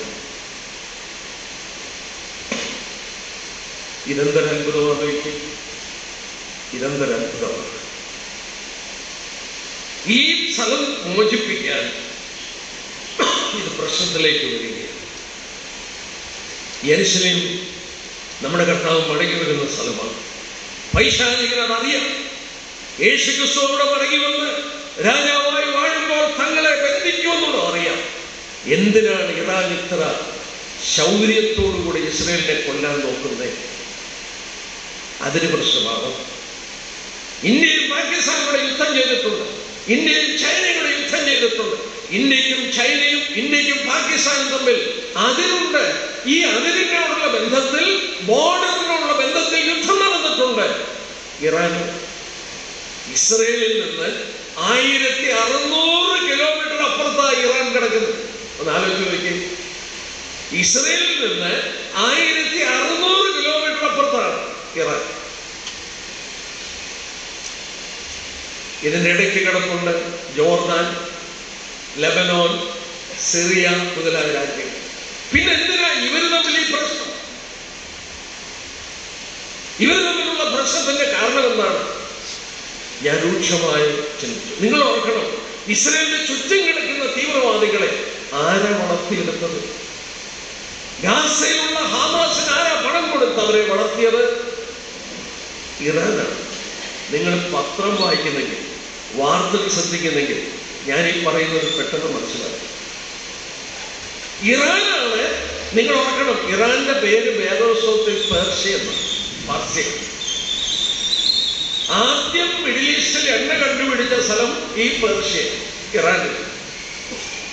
പണ്ടൊക്കെ ആരെങ്കിലും ഗൾഫിൽ പോയാൽ പറയും പേർഷ്യക്ക് പോയെന്ന് പറയും. അങ്ങനെ പേർഷ്യക്ക് പോയി. ഈ പേർഷ്യക്ക് പോയെന്ന് പറയുന്നത് ഈവൻ ഒമാനിൽ പോയാലും സൗദി പോയാലും പറയും പേർഷ്യക്ക് പോയെന്ന് പറയും. കാരണം ഇറാനാണ് ആദ്യം എണ്ണ കണ്ടുപിടിച്ച രാജ്യം. ഇറാൻ അറബി രാജ്യമല്ല. ഇറാന്റെ പേര് ബൈബിളിൽ ഫാർസി, പേർഷ്യമാണ്. നോക്കുക, ഈ പേർഷ്യൻസ്, ഈ ഫാർസീസ്, ഈ ഇറാനാണ് ഹൂത്തികൾക്ക്, അതായത് ഈ ഇസ്രയേലിന്റെ തെക്ക് കിടക്കുന്ന ഈ ഹമാസിന് പണം കൊടുത്തവരെ ഒരുക്കിയെടുത്തത്. ഇസ്രയേലിന്റെ വടക്ക് കിടക്കുന്ന ഹമാസിന് പണം കൊടുത്ത ആ തീവ്രവാദികളെ ഒരുക്കിയത് ഇറാനാണ്. ഈ ചുറ്റും കിടക്കുന്ന തീവ്രവാദികളെ വളർത്തിയെടുത്തത് ഇറാൻ. ഇറാനും 200 മിസൈൽ വരെ അയച്ചു. എന്തിനാണ് ഇവരിങ്ങനെ ചെയ്തത്? ഞാൻ അവരുടെ അജണ്ട മനസ്സിലാക്കി. ഞാനൊന്ന് ഒരു സ്റ്റേറ്റ്മെന്റ് പറഞ്ഞിട്ട് അവർ പറഞ്ഞതാണ് ഞാൻ പറയുന്നത്. ഇത് സംശയമുണ്ടെങ്കിൽ നിങ്ങൾ കയറി നെറ്റിൽ സെർച്ച് ചെയ്താൽ നിങ്ങൾക്കത് കാണാം. നിങ്ങൾക്കറിയാം, ഇപ്പോൾ അവരെ ഭരിക്കുന്നത് ഖൊമീനിമാരാണ്. അയത്തുള്ള അലി ഖൊമീനി നേരത്തെ ആയത്തുള്ള ഖൊമേനി ഇങ്ങനെ ഖൊമേനിമാരാണ് ഭരിക്കുന്നത്. ഈ ഖൊമേനീസ് ഭരണത്തിൽ കയറിയത് 1979 വരെ. 1979 വരെ ഇറാൻ ഭരിച്ചിരുന്നത് മുഹമ്മദ് ഷാ എന്ന് പറയുന്ന ഷായാണ്. ഈ ഷാ രാജകുടുംബത്തിലുള്ള വ്യക്തിയാണ്. അദ്ദേഹം ഇറാൻ ഭരിച്ചുകൊണ്ടിരുന്നപ്പോൾ ഇസ്രയേലിനോട് ഏറ്റവും അടുത്ത് നിന്നൊരു രാജ്യം, പാശ്ചാത്യ രാജ്യങ്ങളോട് അടുപ്പമുള്ള രാജ്യം. എന്നാൽ 79 അവിടെ മുസ്ലിം വിപ്ലവം ഉണ്ടായി. ഷായുടെ ഭരണം നഷ്ടപ്പെട്ടിട്ട് നാടുകടത്തപ്പെട്ട ആയത്തുള്ള ഖൊമേനി പാരീസിൽ നിന്ന് അവിടെ വന്ന് ഭരണം ഏറ്റെടുത്ത് കഴിഞ്ഞപ്പോൾ അദ്ദേഹം പ്രസ്താവിച്ചത് ഞാൻ പറയാം. ഞാനത് വായിക്കാം. ഇസ്രയേലിനെ ഇല്ലാതാക്കുന്നത് മതപരവും ധാർമ്മികവുമായ കടമയാണ്. Eradicating the nation of Israel is a religious and moral duty. Khomeini ഈ ഇസ്രയേലിനെ ഇല്ലാതാക്കണം, എലിമിനേറ്റ് ചെയ്യണം, തുടച്ചു കളയണം. അത് മതപരമായും ധാർമ്മികമായും നമ്മുടെ കടമയാണ്. ആലോചിച്ച് നോക്കി. 1979 ശേഷം ഇറാനിൽ വിപ്ലവം ഉണ്ടായ ശേഷം അതുവരെ ഇസ്രയേലിന്റെ പക്ഷത്ത് നിന്ന ഈ രാജ്യം ഇവരെന്തുകൊണ്ടാണ് ഇന്ന് ഇസ്രയേലിനെ തുടച്ചു കളയണം, ഞങ്ങളുടെ മതപരവും ധാർമ്മികമായ കടമയാണെന്ന് പറയാൻ കാരണം, അതിനുവേണ്ടി അവർ പണമുള്ള രാജ്യം, ചുറ്റും കിടക്കുന്ന ഇസ്രയേലിന്റെ ചുറ്റും കിടക്കുന്ന രാജ്യങ്ങളെ, തീവ്രവാദികളെ വളർത്തിയെടുത്ത് ഇസ്രയേലിനെ തുടച്ചു കളയുവാൻ കാര്യങ്ങൾ ക്രമീകരിക്കുകയായിരുന്നു. പക്ഷെ എന്തിനാണ് ഇവരിങ്ങനെ ചെയ്യുന്നത്? ഞാൻ പറഞ്ഞു, അതിരില്ല, ഇസ്രയേൽ അവരെ ആക്രമിക്കാൻ പോയിട്ടില്ല. പിന്നെ എന്തിനാണ് ഇവരിങ്ങനെ ചെയ്യുന്നത്? അവിടെയാണ് നമ്മൾ പഠിക്കാൻ പോകുന്നത്. നിങ്ങൾ ദാനിയേലിന്റെ പുസ്തകം എടുത്താട്ടെ. ഞാൻ ഈ ചിന്തകൾ എന്നെ ഭരിച്ചുകൊണ്ടിരിക്കുന്ന സമയം ഞാൻ ഈ പ്രവചന വിഷയങ്ങൾ എങ്ങനെ ഗ്രഹിക്കും, എന്തുകൊണ്ടാണ് ഇറാൻ ഇങ്ങനെ ചെയ്യുന്നതെന്ന് ശ്രദ്ധിച്ചുകൊണ്ടിരുന്ന ഒരു കാലഘട്ടം. ഏതാനും മാസങ്ങൾക്ക് മുമ്പാണ് ഞാൻ ഒരു സ്ഥലസഭയ്ക്ക് വേണ്ടി ദാനിയേലിന്റെ പ്രവചനം പഠിപ്പിച്ചുകൊണ്ടിരിക്കുക. 10ാം അധ്യായം ഞാൻ പഠിപ്പിച്ചുകൊണ്ടിരിക്കുമ്പോൾ എൻ്റെ കണ്ണു തുറന്നു കാര്യങ്ങളിലേക്ക് ഗ്രഹിക്കാൻ. ഞാൻ എളുപ്പം പറഞ്ഞു പോകാം.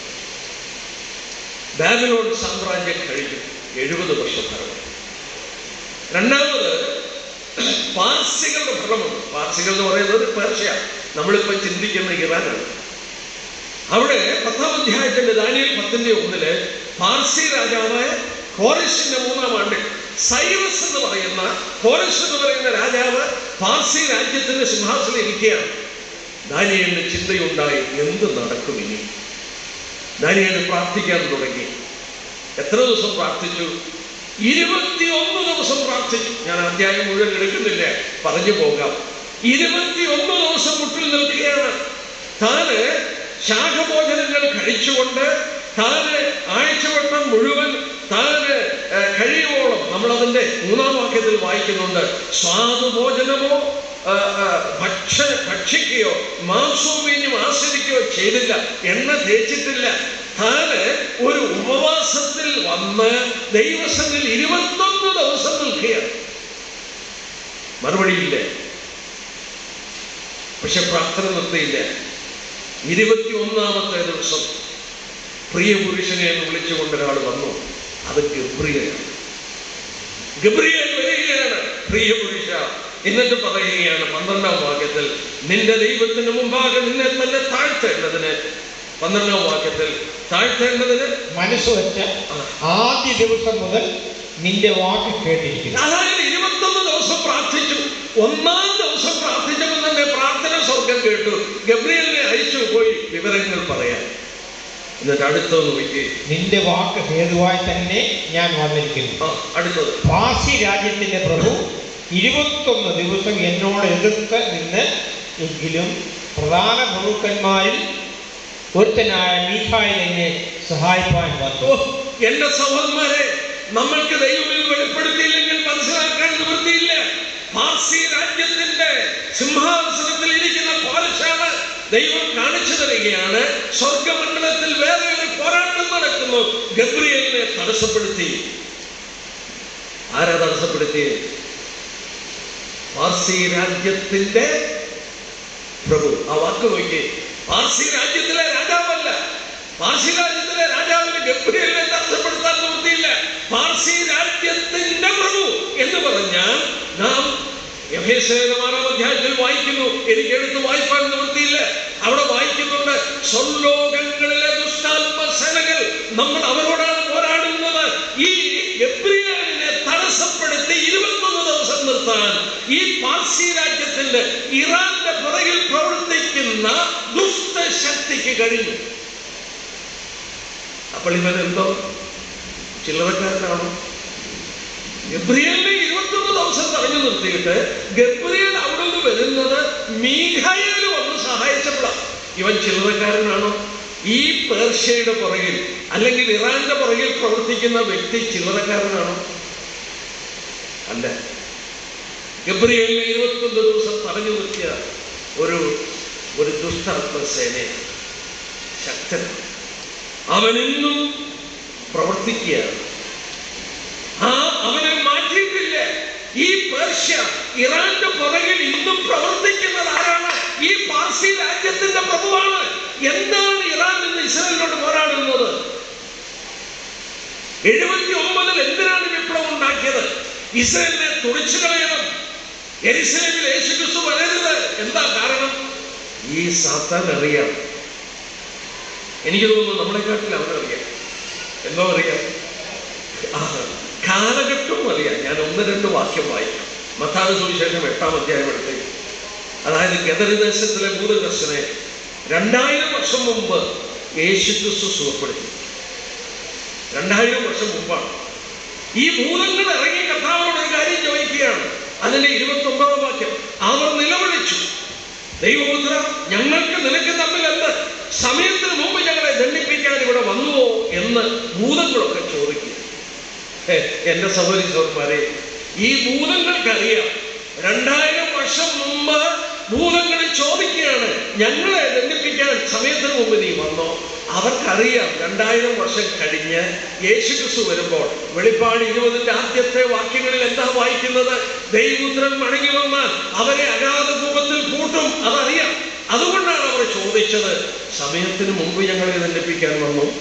അപ്പൊ അവർക്ക് ആ സമയം അറിയാം. പോട്ടെ, വെളിപാട് ദിവസം 12-ാം അധ്യായം എടുത്ത് മഹോപദ്രവ കാലഘട്ടത്തിന്റെ മധ്യഭാഗം. വെളിപാട് ദിവസം 12-ാം അധ്യായം, അവിടെ സ്വർഗത്തിൽ വീണ്ടും ഒരു യുദ്ധം. ഈ ആത്മിക പോരാട്ടത്തിൽ സ്വർഗത്തിൽ മീഖായേലും അവന്റെ ദൂതന്മാരും സാത്താനും അവന്റെ ദൂതന്മാരുമായി പടവെട്ടുകയാണ്. നമ്മളത് 7-ാം വാക്യത്തിൽ വായിക്കുന്നു. ഈ സാത്താനെയും അവന്റെ ദൂതന്മാരെയും വെട്ടിത്താഴെ അവർ ഭൂമിയിൽ വരും. അത് മഹോപദ്രവത്തിന്റെ പകുതി ഭാഗത്തിൽ വെച്ചാണ്. അവർ ഭൂമിയിൽ വന്നു കഴിയുമ്പോൾ 12-ാം വാക്യം ഒന്ന് വായിച്ചേ. 12-ന്റെ 12. ആകയാൽ സ്വർഗവും അതിൽ വസിക്കുന്നവരുമായുള്ളവരും ആനന്ദിപ്പി, ഭൂമിക്കും സമുദ്രത്തിനും അയ്യോ കഷ്ടം, പിശാച് തനിക്ക് അല്പകാലമേ ഉള്ളൂ എന്നറിഞ്ഞ് മഹാക്രോധത്തോട് നിങ്ങളുടെ അടുക്കൽ ഇറങ്ങി വന്നു. ഇവിടെ ഒരു കാര്യം കണ്ടോ? മഹോപദ്രവ കാലഘട്ടത്തിന്റെ മധ്യഭാഗം 3.5 വർഷം കഴിഞ്ഞു. ഇനി 3.5 വർഷം കൂടെ ഉള്ളൂ. പിശാച് തനിക്ക് അല്പകാലങ്ങളെ ഉള്ളെന്നറിഞ്ഞു. 2000 വർഷം മുമ്പ് അവ പറഞ്ഞെന്താ? സമയത്തിന് മുമ്പ് ഞങ്ങളെ ദണ്ഡിപ്പിക്കാൻ വന്നോ? അപ്പൊ അവന് സമയം അറിയാം. ഇപ്പോഴത്തെ സമയം അവനറിയാം. ഇസ്രായേൽ മടങ്ങി വരുന്നത് അവൻ ശ്രദ്ധിച്ചു. ദൈവത്തിന്റെ കരം അവൻ കണ്ടു. യേശുക്രിസ്തു മടങ്ങി വരും. അവൻ യെരുശലേമിൽ രാജാവായി വരും. അവൻ രാജാവായി വന്നാൽ ആദ്യം ചെയ്യാൻ പോകുന്നത് ഞങ്ങളെ പിടിച്ച് കെട്ടി അഗാധ കൂപത്തിൽ പൂട്ടും. അതുകൊണ്ട് ഒരു കാര്യം ചെയ്യാം. ഈ 12-ാം അധ്യായത്തിൽ നമ്മൾ വായിക്കുന്നു. അതിന്റെ 13-ാം വാക്യം നോക്കി. 13-ാം വാക്യം, തന്നെ ഭൂമിയിലേക്ക് തള്ളിക്കളഞ്ഞു എന്ന് മഹാസർപ്പം കണ്ടിട്ട് ആൺകുട്ടിയെ പ്രസവിച്ച സ്ത്രീയെ ഉപദ്രവിച്ചു തുടങ്ങി. ആരായി സ്ത്രീ? ഇസ്രായേൽ രാഷ്ട്രം. അപ്പൊ കണ്ടോ, ഇപ്പൊ ഇസ്രായേലിനെ ഉപദ്രവിക്കുന്നത് ഈ പേർഷ്യയുടെ പുറകിലുള്ള ആ ദുഷ്ടശക്തി, ഇറാന്റെ പുറകിലുള്ള ദുഷ്ടശക്തി ഇസ്രായേലിനെ തുടച്ചു കളയും. നമ്മുടെ ധാർമ്മികവും മതപരവുമായ ആവശ്യമാണ്. എന്നെ പ്രിയപ്പെട്ടവരെ, സാത്താൻ അറിയാം ഇനിയും അല്പസമയം. ദൈവപുത്രൻ മടങ്ങി വന്ന് കഴിയുമ്പോൾ അവനെ പൂട്ടും, അവനെ അഗാധ കൂപത്തിൽ അടയ്ക്കും. അതിനു മുമ്പ് ദൈവപുത്രനെ ഭൂമിയിൽ ജന്മം കൊടുത്ത സ്ത്രീയെ ഉപദ്രവിച്ചു കൊല്ലണം. ഞങ്ങളുടെ മതപരവും ധാർമ്മികമായ കടമയാണ് അവരെ ഇല്ലായ്മ ചെയ്യണം. ഇന്നത്തെ പ്രശ്നം മുഴുവൻ ഇത് തന്നെയാണ്. അവരെ ഇല്ലായ്മ ചെയ്യാനായിട്ട് കാര്യങ്ങൾ ഒരുക്കുകയാണ്. ഇപ്പൊ ഇറാൻ ഇസ്രയേൽ ബോംബ് ചെയ്തു, നമുക്കറിയാം. 200 മിസൈൽ അയച്ചു കഴിഞ്ഞപ്പോൾ ഇസ്രയേലിൽ നിന്ന് ഏതാണ്ട് 150 യുദ്ധം. ഇസ്രയേൽ ഒന്നും തിരിച്ചു ചെയ്യുന്നില്ല. എല്ലാവരും ഓർത്തു എന്തോ പറ്റി, ഇസ്രയേൽ ഒന്നും അനങ്ങുന്നില്ല. ഒരു ദിവസം 150 യുദ്ധവിമാനം അവിടെ നിന്ന് പോയി. 150 യുദ്ധവിമാനം. അത് ഇറാനെ ചൊടിപ്പിച്ചത് എന്താന്ന് ചോദിച്ചാൽ, ഇത് പറപ്പിച്ച പലരും പെണ്ണുങ്ങളാണ്. പെണ്ണുങ്ങൾക്ക് അവിടെ സ്വാതന്ത്ര്യമില്ലല്ലോ. ഈ പൈലറ്റുമാരിൽ പല പൈലറ്റ്സും സ്ത്രീ പൈലറ്റ്സാണ്. ഇസ്രയേലിന്റെ യഹൂദ പടയാളികളിൽ സ്ത്രീ പൈലറ്റ്സാണ് ഈ വിമാനം ഓടിച്ച് ഇറാനിൽ ചെന്ന് എന്തെല്ലാം കാണിച്ചു കൂട്ടിയെന്നുള്ളത് ഇന്ന് ഭൂമിയിൽ വെളിപ്പെട്ടിട്ടില്ല. 150 പ്ലെയിൻ അവിടെ ബോംബ് ചെയ്തു.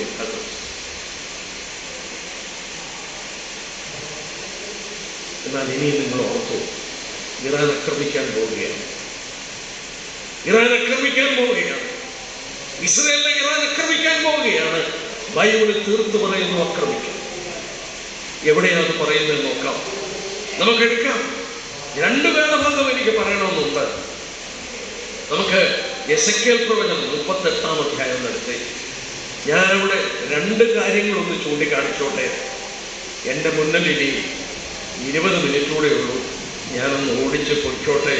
എസെക്കിയേൽ പ്രവചനം 38-ാം അധ്യായം നിങ്ങളൊന്ന് എടുത്താട്ടെ. ഞാൻ ഇന്നലെ പറഞ്ഞ പോലെ ഒന്നുകൂടെ പറയട്ടെ. ഈ പ്രവചനം എഴുതിയത് 2600 വർഷം മുമ്പ്. 2600 years back. 2600 വർഷം മുമ്പ് രേഖപ്പെടുത്തി വെച്ചിരിക്കുകയാണ്. റഷ്യയുടെ കൂടെ ഇസ്രയേലിനെ ആക്രമിക്കുന്ന രാജ്യങ്ങൾ ഇന്നിന്ന രാജ്യങ്ങൾ, അതിനെ എതിർക്കുന്ന രാജ്യങ്ങൾ അമേരിക്കയുടെയും ബ്രിട്ടന്റെ നേതൃത്വത്തിൽ ഇന്ന രാജ്യങ്ങൾ. അങ്ങനെയൊക്കെ ദൈവം പറയുമോ? ദൈവം പറഞ്ഞിരിക്കും. ആർക്ക് പറയാൻ കഴിയും? 2600 വർഷം മുമ്പ് ആർക്ക് പറയാൻ കഴിയും? നമ്മൾ വിശ്വസിക്കുന്ന ദൈവം ആരാണെന്നാണ് വിചാരിക്കുന്നത്. ഇതെന്തോ ഈ പുസ്തകം എന്താണെന്നാണ് നമ്മൾ ചിന്തിക്കുന്നത്. ജീവനുള്ള ദൈവത്തിന്റെ ഗ്രന്ഥമാണ്. ഇവിടെ ഞാൻ കാണിച്ചു തരാം. ഇന്ന് 2020 നിങ്ങളിൽ ചിലരെങ്കിലും കേട്ട് കാണും. അബ്രഹാം അക്കോർഡ് എന്ന് പറഞ്ഞിട്ട് നോക്കുക, അറബി രാജ്യങ്ങളിൽ ഒരു കൂട്ടം രാജ്യങ്ങളിൽ മാറി.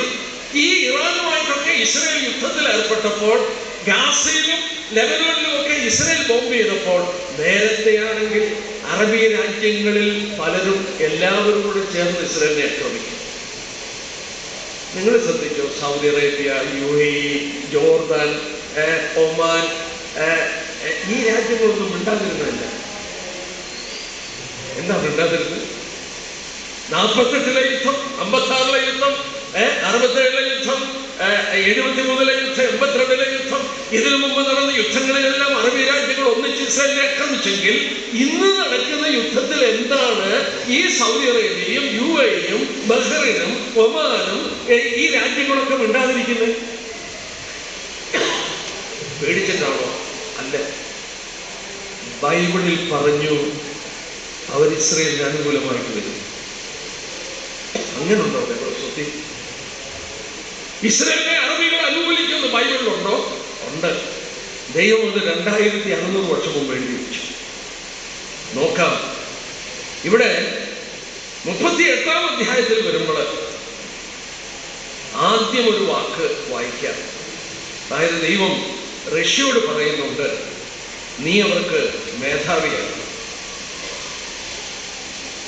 അതിന്റെ 38-ാം അധ്യായം, ഞാൻ 37 എടുത്ത് നോക്കാം. അതിന്റെ 7-ാം വാക്യം നോക്കി.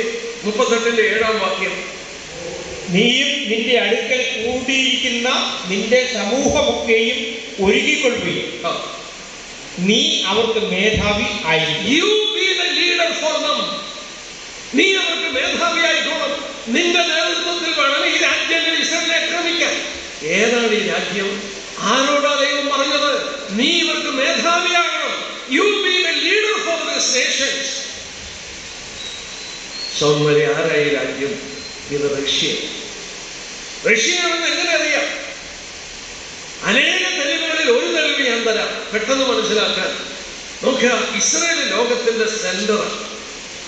ഈ 32-ാം അധ്യായത്തിന്റെ തന്നെ അതിന്റെ 11-ാം വാക്യത്തിന്റെ അവസാനം നോക്കി.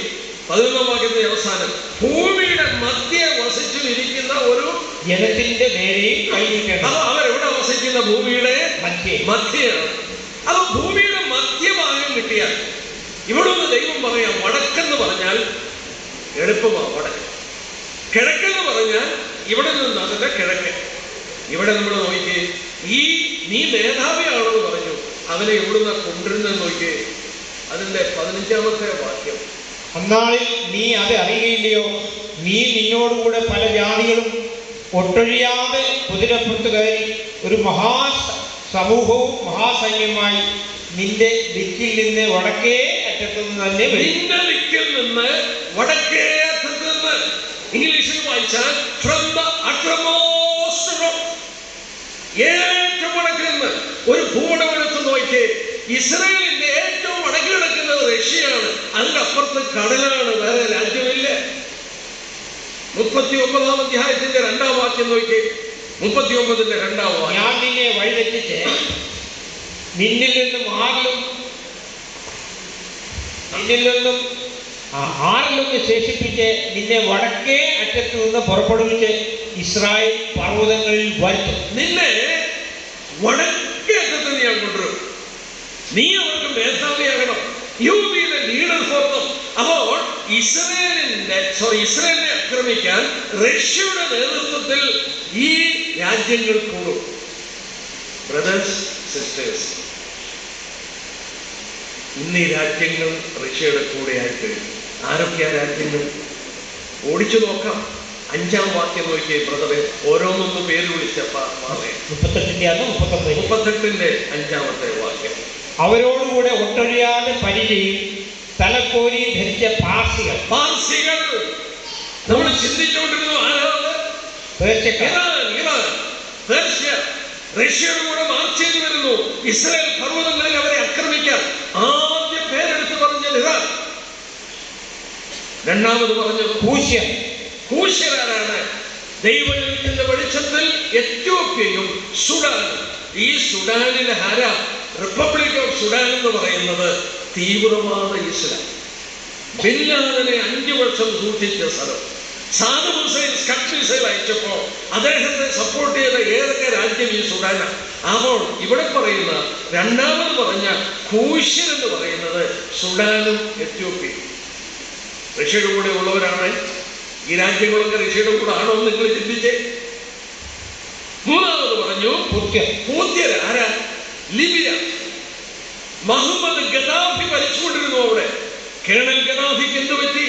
2011 അദ്ദേഹത്തെ കൊന്നു. 2011 ഗദാഫിയെ കൊന്നു. ഇപ്പോൾ ആരാ അവിടെ? മുസ്ലിം തീവ്രവാദികൾ. നാലാമത് പറഞ്ഞു ഗോമർ. ഈ ഗോമർ എവിടെയാണ്? ആരാണ്? നമ്മുടെ ബൈബിളിൽ ഗലാത്യർ എന്ന് പറയുന്നത് ഈ ഗോമർ. എവിടെ ആ സ്ഥലം? തുർക്കി. ഇപ്പോൾ AKP എന്ന് പറയുന്ന മുസ്ലിങ്ങൾ ഭരിക്കുകയാണ്. എന്നാൽ അവിടെ ഇപ്പോൾ വിപ്ലവം നടക്കുന്നു, പ്രശ്നങ്ങൾ നടക്കുക. നിങ്ങൾ ടർക്കിയിൽ ന്യൂസ് നോക്കിക്കോണം, ജാഥയൊക്കെ നടക്കുക. അതും തീവ്രവാദത്തിൽ ചെന്നപ്പെടും. ദൈവം ഈ രാജ്യങ്ങളുടെ പേര് പറഞ്ഞു. ഒരു രാജ്യം കൂടെ പറഞ്ഞു. ഏതാ? വടക്കേ അറ്റത്തുള്ള തോഗർമക്ക്. അപ്പൊ അതവിടെ കൂട്ടം രാജ്യങ്ങൾ. തോഗർമക്ക്, ഹൗസ് ഓഫ് തോഗർമ. 1991 USSR തകർന്നു. റഷ്യയിൽ USSR തകർന്നിട്ട് അവിടെ നിന്ന് 16 രാജ്യങ്ങളുണ്ടായി, സ്റ്റേറ്റുകളുണ്ടായി. അതിൽ 7 രാജ്യം മുസ്ലിം രാജ്യങ്ങൾ. ആ മുസ്ലിം രാജ്യങ്ങളിൽ കിർഗിസ്ഥാൻ, ഉസ്ബെക്കിസ്ഥാൻ, തജാക്കിസ്ഥാൻ, ടർക്ക്മെനിസ്ഥാൻ, കസാക്കിസ്ഥാൻ, ഈ 5 രാജ്യങ്ങളുടെ തുർക്കികളുടെ ചോരയുള്ളവരാണ്. ദൈവം പറഞ്ഞു കണ്ടു. വടക്കേറ്റത്തുള്ള റഷ്യ കിടക്കുന്ന ഇവിടെ വടക്കേറ്റത്ത്, ആ വടക്കേറ്റത്തുള്ള തോഗർമ പറ്റുമ്പോൾ ഞാൻ ചോദിച്ചോട്ടെ, പ്രിയപ്പെട്ടവരോട് ചോദിച്ചോട്ടെ, ഈ രാജ്യങ്ങളെല്ലാം റഷ്യയുടെ പക്ഷത്തല്ലേ? ഇതെല്ലാം തീവ്രവാദത്തിന് കൊടുത്ത ഇസ്ലാമിക് രാജ്യങ്ങളല്ലേ? അതെ, ഇതെല്ലാം തീവ്രവാദത്തിന് കൊടുത്ത ഇസ്ലാമിക് രാജ്യങ്ങൾ. എന്റെ സഹോദരന്മാരെ, 2600 വർഷം മുമ്പ് എഴുതി വെച്ചിരിക്കുകയാണ്. ഇത് ഇസ്രായേലിനെ ആക്രമിക്കുമ്പോൾ ഇതിനെ എതിർക്കുന്നവരുടെ കൂടെ നമുക്ക് എടുക്കാം. ബ്രദറെ, 13-ാം വാക്യം ഒന്ന് വായിച്ചേ. 38-ന്റെ 13-ാം വാക്യം അതുകൂടെ നമുക്കൊന്ന് നോക്കാം ഉള്ള സമയം കൊണ്ട്. ശേബയും ദേദാനും തർശീശ് വർത്തകന്മാരും അതിലെ സകല ബാലസിംഹങ്ങളും നിന്നോട് നീ കൊള്ളയിടുവാനോ വന്നത് കവർച്ച ചെയ്യുവാനും വെള്ളിയും പൊന്നും എടുത്തുകൊണ്ട് പോകുവാനും കന്നുകാലികളെയും ധനത്തെയും അപഹരിപ്പാനും ഏറ്റവും വലിയ കൊള്ള നടത്തുവാനും ആകുന്നുവോ നീ നിന്റെ സമൂഹത്തെ കൂട്ടിയിരിക്കുന്നത് എന്ന് പറയും. റഷ്യയുടെ കൂടെ ഈ തീവ്രവാദത്തിന് കൊടുത്ത രാജ്യങ്ങൾ ഇസ്രായേലിനെ ആക്രമിക്കുമ്പോൾ അതിനെ എതിർത്ത് സംസാരിക്കുന്നവര് ശേബയും ദദാനും തർശീശ് വർത്തകന്മാർ. ഇവരാരാണെന്ന് നമുക്ക് നോക്കാം. 2-3 വാക്യം നോക്കിയാൽ പിടിയും. ആദ്യം ഉൽപ്പത്തി പുസ്തകം 25 എടുത്തേ. ഞാൻ ചിലപ്പോൾ ഓർക്കും, ദൈവം ബൈബിളിൽ ഒരു കോമ പോലും വെറുതെ ഇട്ടിട്ടില്ല. ഒരു കോമ വെറുതെ ഇട്ടിട്ടില്ല. ഒരു വാക്ക് വെറുതെ പറഞ്ഞിട്ടില്ല. ദൈവം പറയുന്നതിനകത്ത് എന്തെങ്കിലും അർത്ഥമുണ്ട്. ഉൽപ്പത്തി പുസ്തകം 25-ാം അധ്യായത്തില് നമ്മൾ കടന്നു വരുമ്പോൾ അബ്രഹാമിന്റെ ഭാര്യ സാറ മരിച്ചുപോയി. സാറ മരിച്ച ശേഷം നാം അതിന്റെ 1-ാം വാക്യത്തിൽ വായിക്കുന്നു, അബ്രഹാം വേറൊരു ഭാര്യയെ പരിഗ്രഹിച്ചു. അവൾക്ക് കെത്തൂറ എന്ന് പേർ. ശിമ്രാൻ, യൊക്താൻ, മേദാൻ, മിദ്യാൻ, ഇസ്ബാഖ്, ശൂഹ് എന്നിവരെ പ്രസവിച്ചു. അബ്രഹാം കെത്തൂറ ദമ്പതികളിൽ 6 ആൺമക്കളുണ്ടായി. അതിൽ 2ാമത്തെ മോന്റെ പേരെന്താ? യൊക്താൻ. ഇനി നമുക്ക് 3-ാം വാക്യം നോക്കാം. 3-ാം വാക്യം, യൊക്താൻ ശേബയെയും ദദാനെയും ജനിപ്പിച്ചു. നമ്മൾ നോക്കുന്നത് ഈ ശേബയും ദദാനും ആരാണെന്ന്. അബ്രഹാമിന്റെ സാറ മരിച്ച ശേഷം കെത്തൂറയെ വിവാഹം കഴിച്ച് ഉണ്ടായ 2ാമത്തെ മകനാണ് യൊക്താൻ. യൊക്താനിൽ ഉണ്ടായ മക്കളാണ് ശേബയും ദദാൻ. അവിടെ നിൽക്കട്ടെ. അബ്രഹാം ജീവനോടെ ഇരിക്കുമ്പോൾ കുടുംബകാര്യം അബ്രഹാം ക്രമീകരിക്കുകയാണ്. നമ്മൾ കഴിഞ്ഞ ദിവസം പഠിച്ചു, നിത്യ ഉടമ്പടി കൊണ്ട് ആ കനാന്റെ പ്രദേശം അബ്രഹാമിന്റെ ശേഷം ഇസ്ഹാക്കിനും, ഇസ്ഹാക്കിന്റെ ശേഷം യാക്കോബിനും, യാക്കോബിന്റെ ശേഷം അവന്റെ സന്തതിക്കും നിത്യനിയമം കൊണ്ട് ദൈവം കൊടുത്തു. അബ്രഹാം ക്രമീകരണം ചെയ്യുകയാണ്. അബ്രഹാം മരിക്കുമ്പോൾ നോക്കിയാൽ അതിന്റെ 6-ാം വാക്യം, 5 തൊട്ടുള്ള വാക്യം, 5-ഉം 6-ഉം നോക്കിയേ. 5-ഉം 6-ഉം വാക്യം. എന്നാൽ അബ്രഹാം തനിക്കുള്ളതൊക്കെയും ഇസ്ഹാക്കിന് കൊടുത്തു. അബ്രഹാമിനുണ്ടായിരുന്ന വെപ്പാട്ടികളുടെ മക്കൾക്കോ അബ്രഹാം ദാനങ്ങൾ കൊടുത്തു.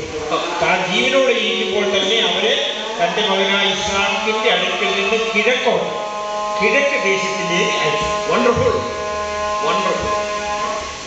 ഇവിടെ നമ്മൾ ഒരു കാര്യം മനസ്സിലാക്കുന്നത് എന്താണെന്ന് ചോദിച്ചാൽ, അബ്രഹാം ഇസ്ഹാക്കിന് കൊടുത്തത് പലസ്തീന്റെ മണ്ണ് കൊടുത്തു. എന്നാൽ തന്റെ വെപ്പാട്ടികളുടെ മക്കൾ, വെപ്പാട്ടികൾ എന്ന് പറയുമ്പോൾ ബഹുവചനമാണ്. 1 കെത്തൂറയുടെ മക്കൾ, 6 ആൺമക്കൾ.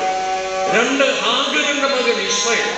ഇസ്മായിലിന് നമ്മൾ 25-ാം അധ്യായത്തിന്റെ 14, 15, 16 വാക്യങ്ങളിൽ വായിക്കുന്നു 12 മക്കളുണ്ടായി. ഇസ്മായിലിന് 12 മക്കളുണ്ടായി. നമ്മൾ സാധാരണ യാക്കോബിന് 12 പേരുണ്ടെന്ന് പറയുന്നു. എന്നാൽ ഇസ്മായിലിന് 12 മക്കളും. അവള് ഈ മക്കള് വെപ്പാട്ടികളുടെ മക്കൾ, കൺകുവിൻസിന്റെ മക്കള്, കെത്തൂറയുടെ മക്കളും ഹാഗറിന്റെ മക്കളെയും അബ്രഹാം എങ്ങോട്ട് അയച്ചു? കിഴക്കോട്ട്. അബ്രഹാമിന്റെ സന്തതിയായ ഇസ്ഹാക്കിന്റെ അടുക്കൽ നിന്ന് കിഴക്കോട്ട്, കിഴക്കേ ദേശത്തിലേക്ക് അയച്ചു. നിങ്ങളുടെ കയ്യിൽ മാപ്പുണ്ടല്ലോ ബൈബിളിന്റെ പുറകിൽ. ആ മാപ്പ് എടുത്ത് നോക്കി. ഇസ്രായേലിന് കൊടുത്ത ഭൂമിയുടെ കിഴക്ക് ഭാഗം ഏതാണ്? അറേബ്യൻ പെനിൻസുല, അറേബ്യൻ മരുഭൂമി. അവിടെ ആരാ ജീവിക്കുന്നു? Saudi Arabia, Bahrain, Qatar, UAE, Oman, ഈ രാജ്യങ്ങളൊക്കെ ജീവിക്കുന്ന എവിടെ? ഈ ഇസ്രായേലിന്റെ കിഴക്ക് ഭാഗത്താണ്. അവര് താഴോട്ട് അവർ പെറ്റുവരികയും നമ്മൾ ജീവിക്കുന്ന 2020 ഓഗസ്റ്റിൽ അബ്രഹാം അക്കോർഡ് എന്ന് പറയുന്നത് ഉടമ്പടി വെച്ചു. അബ്രഹാം അക്കോർഡ് ആരൊക്കെ പ്രഖ്യാപിച്ചത് UAE ഗവൺമെന്റും ഇസ്രായേൽ ഗവൺമെന്റ്. അങ്ങനെ ഒരു സംഭവം മുമ്പ് നടന്നിട്ടില്ല. ഒരു വർഷത്തിനുള്ളിൽ ഇസ്രായേലിലെ 5000 പേർക്ക് റെസിഡൻസ് വിസ കൊടുത്തു. UAE വിസിറ്റിംഗ് വിസ വേറെ. ഇവിടുത്തെ എംബസി അവിടെ തുടങ്ങി, അവിടുത്തെ എംബസി ഇവിടെ തുടങ്ങി. ഒരു ഇസ്രായേൽ പെൺകുട്ടി അവരുടെ ഒരു കിഡ്നി ഒരു അബുദാബിക്കാരനായ അറബിക്ക് ഡൊണേറ്റ് ചെയ്തു. എന്തിനു പറയുന്നു? നമ്മളൊക്കെ അബ്രഹാമിന്റെ മക്കള്, ഇവര് തമ്മിൽ സ്നേഹമായി. കണ്ടോ കഴിഞ്ഞ യുദ്ധത്തിൽ അവർ ഏർപ്പെടാഞ്ഞത്? കണ്ടോ? ഇസ്രായേലുമായിട്ട് ഇറാനും തീവ്രവാദികളും ആക്രമണം നടത്തിയപ്പോൾ ഈ രാജ്യങ്ങൾ എന്തുകൊണ്ട് ഏർപ്പെട്ടില്ല? ബൈബിള് സത്യമായതുകൊണ്ട് ഏർപ്പെട്ടില്ല. ഈ രാജ്യങ്ങൾ ആരോടുകൂടെയാണ് നിൽക്കുന്നത്? ഈ രാജ്യങ്ങൾ ആരോടുകൂടെയാണ്? നമ്മൾ എസെക്കിയേൽ 38 വരാം. എസെക്കിയേൽ 38 നമ്മൾ കണ്ടു 13-ാം വാക്യത്തില് ആരെയാണ് പറഞ്ഞിരിക്കുന്നത്? ശേബയും ദെദാനും തർശീസ് വർത്തകന്മാർ. ഇപ്പോൾ ഇവരാരുടെ പക്ഷത്താണെന്ന് നോക്കാം. തർശീസ് വർത്തകൻ. ആരാണ് ഈ തർശീസ് വർത്തകന്മാർ? 2 വാക്യം വായിക്കും. എസെക്കിയേൽ പ്രവചനം തന്നെ എടുക്കാം. അതിൻ്റെ ബാലസിംഹങ്ങൾ ആരാണെന്ന് നോക്കാം. എസെക്കിയേൽ 38. എസെക്കിയേൽ പ്രവചനം 38-ാം അധ്യായത്തിന്റെ 13-ാം വാക്യത്തിൽ നമ്മളത് കണ്ടു. ഇനിയും എസെക്കിയേൽ 27 എടുക്കാട്ടെ. 27-ന്റെ 12-ാമത്തെ വാക്യം. 27-ന്റെ 12-ാമത്തെ വാക്യം. തർശീസ് വർത്തകന്മാരാണ് ആരാണെന്ന് കണ്ടുപിടിക്കാൻ പോകുന്നത്. തർശീസ് സകലവിധ സമ്പത്തിന്റെയും പെരുപ്പം നിമിത്തം നിന്റെ വ്യാപാരിയായിരിക്കും. വെള്ളി, ഇരുമ്പ്, വെള്ളിയം, കാര്യം എന്നിവ അവർ നിനക്ക് ചരക്കിന് പകരം തരും. 25-ാം വാക്യം. തർശീസ് കപ്പലുകൾ നിനക്ക് ചരക്ക് കൊണ്ടുവന്നു. അവള് ഇത് ദ്വീപുകളാണ്, കപ്പലുകളുള്ളവരാണ്. ഇവര് സോർ എന്ന് പറയുന്ന, ടയർ എന്ന് പറയുന്ന ലെബനോന്റെ തീരത്തുള്ള തുറമുഖ പട്ടണത്തിൽ വ്യാപാരം നടത്തുന്നു. ഈ വ്യാപാരികൾ ആരാണ്? ഇരുമ്പും ഈയവും ഒക്കെ കച്ചവടം ചെയ്തത്. നിങ്ങൾക്കറിയാമോ എന്ന് എനിക്കറിയില്ല. ബ്രിട്ടൻ എന്ന വാക്കിന്റെ അർത്ഥം എന്നാ? Tin merchants. ടിന്ന് വ്യാപാരം ചെയ്യുന്നവരെന്ന് പറയുന്ന വാക്കാണ് ഫിനീഷ്യയിൽ ബാരിറ്റാനിയ അല്ലെങ്കിൽ ബ്രിട്ടാനിയ. ബ്രിട്ടൻ എന്ന് പറഞ്ഞാൽ അവർ ലോകത്തിൽ ഇരുമ്പും ഈയവും ഒക്കെ കച്ചവടം ചെയ്തവരാണ്. അവരെയാണ് ഇവിടെ കാണിച്ചിരിക്കുന്നത്. അവരെ മാത്രമല്ല, തർശീസ് വർത്തകന്മാരും അതിൻ്റെ ബാലസിംഹങ്ങൾ. ആരാ അവരുടെ ബാലസിംഹങ്ങൾ? അവരുടെ ബാലസിംഹങ്ങളാണ് ആരാണ്? അമേരിക്കക്കാര്. ഇന്നവിടെ കാണുന്ന സായിപ്പന്മാരാണോ? സായിപ്പന്മാരോടെ കുടിയേറിയതാണ്. 17-ാം നൂറ്റാണ്ടില് 37 ദശലക്ഷം സായിപ്പന്മാരോടെ കുടിയേറി. അമേരിക്കയിൽ ആരാ താമസിച്ചിരുന്നത്? റെഡ് ഇന്ത്യൻസാണ്. തലയിൽ തൂവലൊക്കെ വെച്ച് ജീവിച്ചിരുന്ന ആ റെഡ് ഇന്ത്യൻസാണ്. റെഡ് ഇന്ത്യൻസിനെ കാണാനില്ല അവിടെ, മുഴുവൻ സായിപ്പന്മാരുടെ കയ്യിലാണ്. അത് 17th സെഞ്ച്വറിയിൽ യൂറോപ്പിൽ നിന്ന് കുടിയേറിയവരാണ് അവിടെ പാർക്കുന്നത്. ആരാ ഓസ്ട്രേലിയയിലുള്ളത്? അവിടെ ജീവിച്ചിരുന്നത് അബോർജിനസ് എന്ന് പറയുന്ന ഒരു കൂട്ടം ഈ പുരാതന ആളുകളാണ്. അബോർജിനസിനെ ഇപ്പോഴും അവിടെ കാണാം, ഞാൻ കണ്ടിട്ടുണ്ട്. എന്നാൽ അവിടെയും ഈ ബ്രിട്ടീഷുകാർ പോയി കുടിയേറി കൈവശപ്പെടുത്തി. ഇത് ആരാ? തർശീസ് വർത്തകന്മാരുടെ ബാലസുഖം. ഇനി ഞാൻ ചോദിച്ചോട്ടെ, സൗദി അറേബ്യയിലും ബഹ്റിലും ഖത്തറിലും UAE-യിലും ഒക്കെ എണ്ണ കണ്ടുപിടിച്ചത് ആരാണ്? അമേരിക്കൻ ബ്രിട്ടീഷുകാരാണ്. ഈ എണ്ണ കിണറുകളെ ആരാ പ്രൊട്ടക്ട് ചെയ്യുന്നത്? ഈ അമേരിക്കൻസും ഈ ബ്രിട്ടീഷുകാരുമാണ്. റഷ്യക്കാരാണോ? അല്ല. അവിടെ എല്ലാം അമേരിക്കൻ പട്ടാളവും ബ്രിട്ടീഷ് പട്ടാളവുമാണ്. അവരുടെ ബേസാണ്. അതുകൊണ്ട് എന്ത് സംഭവിച്ചു? ഈ രാജ്യങ്ങളെല്ലാം ഈ ബ്രിട്ടീഷ് സാമ്രാജ്യത്തിന്റെയും അമേരിക്കയുടെയും പക്ഷത്ത് നിൽക്കുമ്പോൾ മറുഭാഗമുണ്ടല്ലോ തീവ്രവാദികളായ മുസ്ലിങ്ങള്, റഷ്യയുടെ പക്ഷമാണ്. ഈ 2 പക്ഷം ഞാൻ നിങ്ങൾ ജീവിക്കുമ്പോൾ ഉണ്ടായിട്ടില്ല. നമ്മൾ ജീവിക്കുമ്പോൾ ഉണ്ടായിക്കഴിഞ്ഞു. ഇത് അത്ഭുതത്തിൽ അത്ഭുതമാണ്. എന്റെ സഹോദരന്മാരെ, സഹോദരിമാരെ, നമ്മുടെ കൈകളിലിരിക്കുന്ന വിശുദ്ധ വേദപുസ്തകം ഇറ്റ്സ് എ വണ്ടർഫുൾ ബുക്ക്. ഇതുപോലെ നമ്മളെ ധാന്യങ്ങളാക്കുന്ന ലോക ചരിത്രം ലോക സംഭവങ്ങൾ നമ്മളെ വ്യക്തമായി മനസ്സിലാക്കി തരുന്ന ഈ ദൈവജനത്തെ ഓർത്ത് നമുക്ക് ദൈവത്തെ സ്തുതിക്കാം. നമ്മൾ അവസാനത്തിൻ്റെ മണിമുഴക്കം കേൾക്കുകയാണ്. അവസാനത്തിൽ നമ്മുടെ കർത്താവ് മടങ്ങി വരും. കാരണം അവൻ നമ്മളെ അത്രമാത്രം സ്നേഹിക്കും. നമ്മളെ ഈ ലോകത്തിൽ കഷ്ടതകളിലും ഈ വേദനകളിൽ നമ്മളെ ഇടാൻ പോകുന്നില്ല, നമ്മളെ മാറ്റും. ഞാനൊരു വാക്യം മനസ്സിൽ ഓടി വന്നു, ഞാൻ അതൊന്ന് പറഞ്ഞ് നിർത്തിയേക്കാം. യോഹന്നാൻ 3:16 നമുക്കെല്ലാം കാണാതറിയാം. പക്ഷേ ആ വാക്യം ഞാൻ ധ്യാനിക്കുന്ന ഇന്നും പകലും ഞാൻ ഓർത്ത ഒരു വാക്യം. ഞാനതുകൊണ്ട് അതിൽ നിന്ന് ഏതാനും വാക്കുകൾ പറഞ്ഞ് ഞാൻ എൻ്റെ പ്രസംഗം അവസാനിപ്പിച്ചു. തന്റെ ഏകജാതനായ പുത്രനിൽ വിശ്വസിക്കുന്ന ഏവരും നശിച്ചു പോകാതെ നിത്യജീവൻ പ്രാപിക്കുന്നതിന് ദൈവം അവനെ നൽകുവാൻ തക്കവണ്ണം ലോകത്തെ സ്നേഹിച്ചു. ആ വാക്യം നോക്കിയേ. ഇംഗ്ലീഷ് ബൈബിളിൽ വായിച്ചാൽ God so loved the world. ദൈവ സ്നേഹത്തിന്റെ ആഴം അവിടെ പറയുകയാണ്. ദൈവം നമ്മളെ അത്ര ആഴമായി സ്നേഹിച്ചു. എബ്രായ ഭാഷ അറിയാവുന്ന ഒരു ദൈവദാസനുമായി ഞാൻ ഇരിക്കുകയാണ്. ഞങ്ങൾ തമ്മിൽ സംസാരിച്ചപ്പോൾ എന്നോട് അദ്ദേഹം പറഞ്ഞൊരു വാക്ക് ജീവിതത്തിൽ മറക്കാൻ വയ്യാതായി പോയി.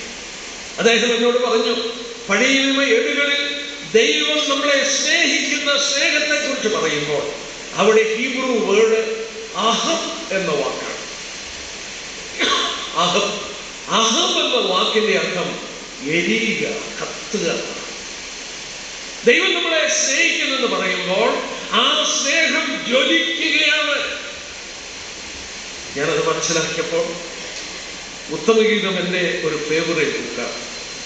ഞാനതിൻ്റെ എഴുതി മലയാളത്തിൽ ആദ്യത്തെ ഉത്തമഗീതത്തിൻ്റെ വ്യാഖ്യാന ഗ്രന്ഥം മുഴുവൻ എഴുതി ദൈവം എന്നെ കൊണ്ട് എഴുതിച്ചു. 25 വർഷം പഠിച്ച ശേഷമാണ്, പ്രസംഗിച്ച ശേഷമാണ്, പഠിപ്പിച്ച ശേഷമാണ് ഞാൻ അത് എഴുതിയത്. അത് എഴുതിയപ്പോൾ ഞാൻ ഈ ചിന്തിച്ച ചിന്ത ഉത്തമഗീതത്തിൽ കണ്ടു. അവിടെ മാത്രമേ യഹോവ എന്നുള്ള വാക്കുള്ളൂ. ആ ഉത്തമഗീതം 8-ാം അധ്യായം, ഉത്തമഗീതം 8-ാം അധ്യായം അതിന്റെ 6 തൊട്ടുള്ള വാക്യം. 6-ന്റെ എന്നെ ഒരു മുദ്രാമോദരമായി നിന്റെ ഹൃദയത്തിന്മേലും ഒരു മുദ്രാമോദരമായി നിന്റെ ഭുജത്തിന്മേലും വെച്ചുകൊള്ളണം. അടുത്ത ഭാഗം, പ്രേമം മരണം പോലെ ബലമുള്ളതും പത്നീവൃത ശങ്ക പാതാളം പോലെ കടുപ്പമുള്ളതും ആകുന്നു. അതിന്റെ ജ്വലനം അഗ്നിജ്വലനവും ഒരു ദിവ്യ ജ്വാലയും തന്നെ. ഏറിയ വെള്ളങ്ങൾ പ്രേമത്തെ കെടുപ്പാൻ പോരാ, നദികൾ അതിനെ മുക്കിക്കളയുകയില്ല. ഒരുത്തൻ തന്റെ ഗൃഹത്തിലുള്ള സർവസമ്പത്തിനും പ്രേമത്തിന് വേണ്ടി കൊടുത്താലും അവനെ നിന്ദിച്ചു. ദൈവ സ്നേഹത്തെ വരച്ചു കാണിക്കുന്ന ഭാഗങ്ങളാണ് അവിടെ വായിക്കുന്നു. ദിവ്യ ജ്വാലയാണ്, വെഹമന്റ് ഫ്ലെയിം എന്ന എബ്രായ ഭാഷയിൽ അത് രേഖപ്പെടുത്തിയത് ശലാമത്ത് യഹ്, ദ ഫ്ലെയിം ഓഫ് യഹ്, ദൈവത്തിന്റെ ജ്വാല. ആ ജ്വാലയെ കെടുത്താൻ നദികൾക്കൊക്കില്ല, അത് കത്തിക്കൊണ്ടിരിക്കുകയാണ്. ഏറിയ വെള്ളങ്ങൾക്ക് അതിനെ കെടുത്താൻ കഴിയില്ല. എന്തെല്ലാം കൊടുത്താലും അതിനെ നിന്ദിച്ചു കളയും. നമ്മോടുള്ളവന്റെ സ്നേഹം അത്ര അഗാധമാണ്. യോഹന്നാൻ 3:16 വായിക്കുന്നു, God so loved us. Calvary ക്രൂശിലെ വേദന, പിടഞ്ഞു മരിക്കുന്ന വേദന. പത്രോസ് പറഞ്ഞു, നീ അങ്ങോട്ട് പോകരുത്, സാത്താനെ എന്നെ വിട്ട് പോകുക എന്ന് ശാസിച്ചുകൊണ്ട് ക്രൂശിന്റെ വേദന നേരെ കണ്ട് അവന് കയ്പ് കലർത്തിയ കണ്ണിവെണ്ണ കുടിക്കാൻ കൊടുത്തു. ഒരു ഇൻടോക്സിക്കേഷന് വേണ്ടി അവൻ രുചിച്ചു നോക്കിയിട്ട് കുടിച്ചില്ല. ആ വേദന മുഴുവൻ അവൻ അനുഭവിച്ചു. അവന്റെ സ്നേഹം ഉള്ളിൽ കത്തുകയാണ്. ബ്രദേഴ്സ്, സിസ്റ്റേഴ്സ്, ഞങ്ങളെ കേൾക്കുന്നവരോട് പറയട്ടെ, ദൈവത്തിന്റെ സ്നേഹം അത്രയാഴമാണ്. നമ്മൾ ചിന്തിക്കുന്നതിലുപരിയാണ് നമ്മളെ സ്നേഹിച്ച സ്നേഹം. കാൽവരി ക്രൂശ സ്നേഹത്തിന് പ്രദർശനമാണ്. എൻ്റെ പാപം, നിങ്ങളുടെ പാപം, ദൈവപുത്രൻ നമ്മളിവിടെ വായിച്ചതുപോലെ ഒരു ദിവ്യ ജ്വലനമായി ഏറിയ വെള്ളങ്ങൾക്ക് അതിനെ കെടുത്താൻ കഴിയാതെ അവൻ ആ വേദന മുഴുവൻ അനുഭവിച്ച് രക്ഷ സാധിപ്പിച്ചു. ഈ കർത്താവ് നമ്മളെ ഇത്ര ആഴമായി സ്നേഹിച്ചിട്ട് ഇവിടെ ഇരിക്കുന്ന പ്രിയപ്പെട്ടവരോട് പറയട്ടെ, നമുക്ക് എങ്ങനെ സ്നേഹം അവരോട് തിരിച്ചു കൊടുക്കാൻ കഴിയും? ഒരു കാര്യമേ ഉള്ളൂ. എൻ്റെ കർത്താവേ, എന്നെ തന്നെ നിന്റെ കരങ്ങളിൽ ഞാൻ തരും, എന്നെ നിന്റെ കരത്തിൽ തരും, നിന്റെ ഇഷ്ടം പോലെ ഞാൻ നടത്താം. ദൈവമക്കൾ അത് പ്രാർത്ഥിക്കും. ഞങ്ങളെ കേൾക്കുന്ന ആരെങ്കിലും ഈ സ്നേഹത്തിന്റെ ബഹുത്വം, മാധുര്യം രുചിച്ചറിഞ്ഞിട്ടില്ലെങ്കിൽ, രക്ഷിക്കപ്പെട്ടിട്ടില്ലെങ്കിൽ, ഇന്ന് രാത്രിയിൽ ആ സ്നേഹത്തിന്റെ വലുപ്പം ഓർക്കുക. ജ്വലിച്ച ദിവ്യ ജ്വാല, ഒരു വെള്ളവും കെടുത്തിക്കളയാത്ത ദിവ്യ സ്നേഹം, നിങ്ങളെ ആഴമായി സ്നേഹിച്ച് നിങ്ങളെ നിത്യ നരകത്തിൽ നിന്ന് വിടിയിപ്പാൻ ക്രൂശില വേദന അനുഭവിച്ച് മരിച്ച കർത്താവിനെ നിങ്ങളുടെ ഹൃദയം തുറന്നു കൊടുത്ത് സ്വീകരിച്ച് ഒരു ദൈവീയമാക്കിയതുകൊണ്ട് ഒരു തീരുമാനമെടുക്കുക. രക്ഷിക്കപ്പെടാൻ ആരെങ്കിലും ഞങ്ങളെ കേൾക്കുന്നെങ്കിൽ, യേശുക്രിസ്തു വരുവാൻ സമയമായിരിക്കുന്ന ഈ കാലയളവിൽ പ്രവചനങ്ങളെല്ലാം നിവർത്തിക്കപ്പെട്ട് കാലത്തിന്റെ അവസാന നിമിഷത്തിന്റെ മണിമുഴക്കുന്ന ഈ കാലഘട്ടത്തിൽ കർത്താവേ, എൻ്റെ ഹൃദയം ഞാൻ നിനക്ക് വേണ്ടി തുറന്നു, എന്നെ രക്ഷിക്കണം എന്ന് പറഞ്ഞാൽ നിങ്ങളെ ഒരു ദൈവീയരാക്കി അടുത്ത നിമിഷം തീർക്കും. അത് അവഗണിച്ച് കളയാം. ദൈവസ്നേഹത്തെ തിരസ്കരിക്കാതെ യേശുക്രിസ്തുവിനെ സ്വീകരിക്കുക. രക്ഷിക്കപ്പെട്ട നമ്മൾ ഈ സ്നേഹത്തിൻ്റെ മുന്നിൽ നന്ദിയുള്ളവരായി, വിനയമുള്ളവരായി, ഉണ്മയായി അവനെ സ്നേഹിപ്പാൻ ഇടയാക്കട്ടെ. അവൻ്റെ വലിയ നാമം മഹത്വപ്പെടുന്നതാണ്.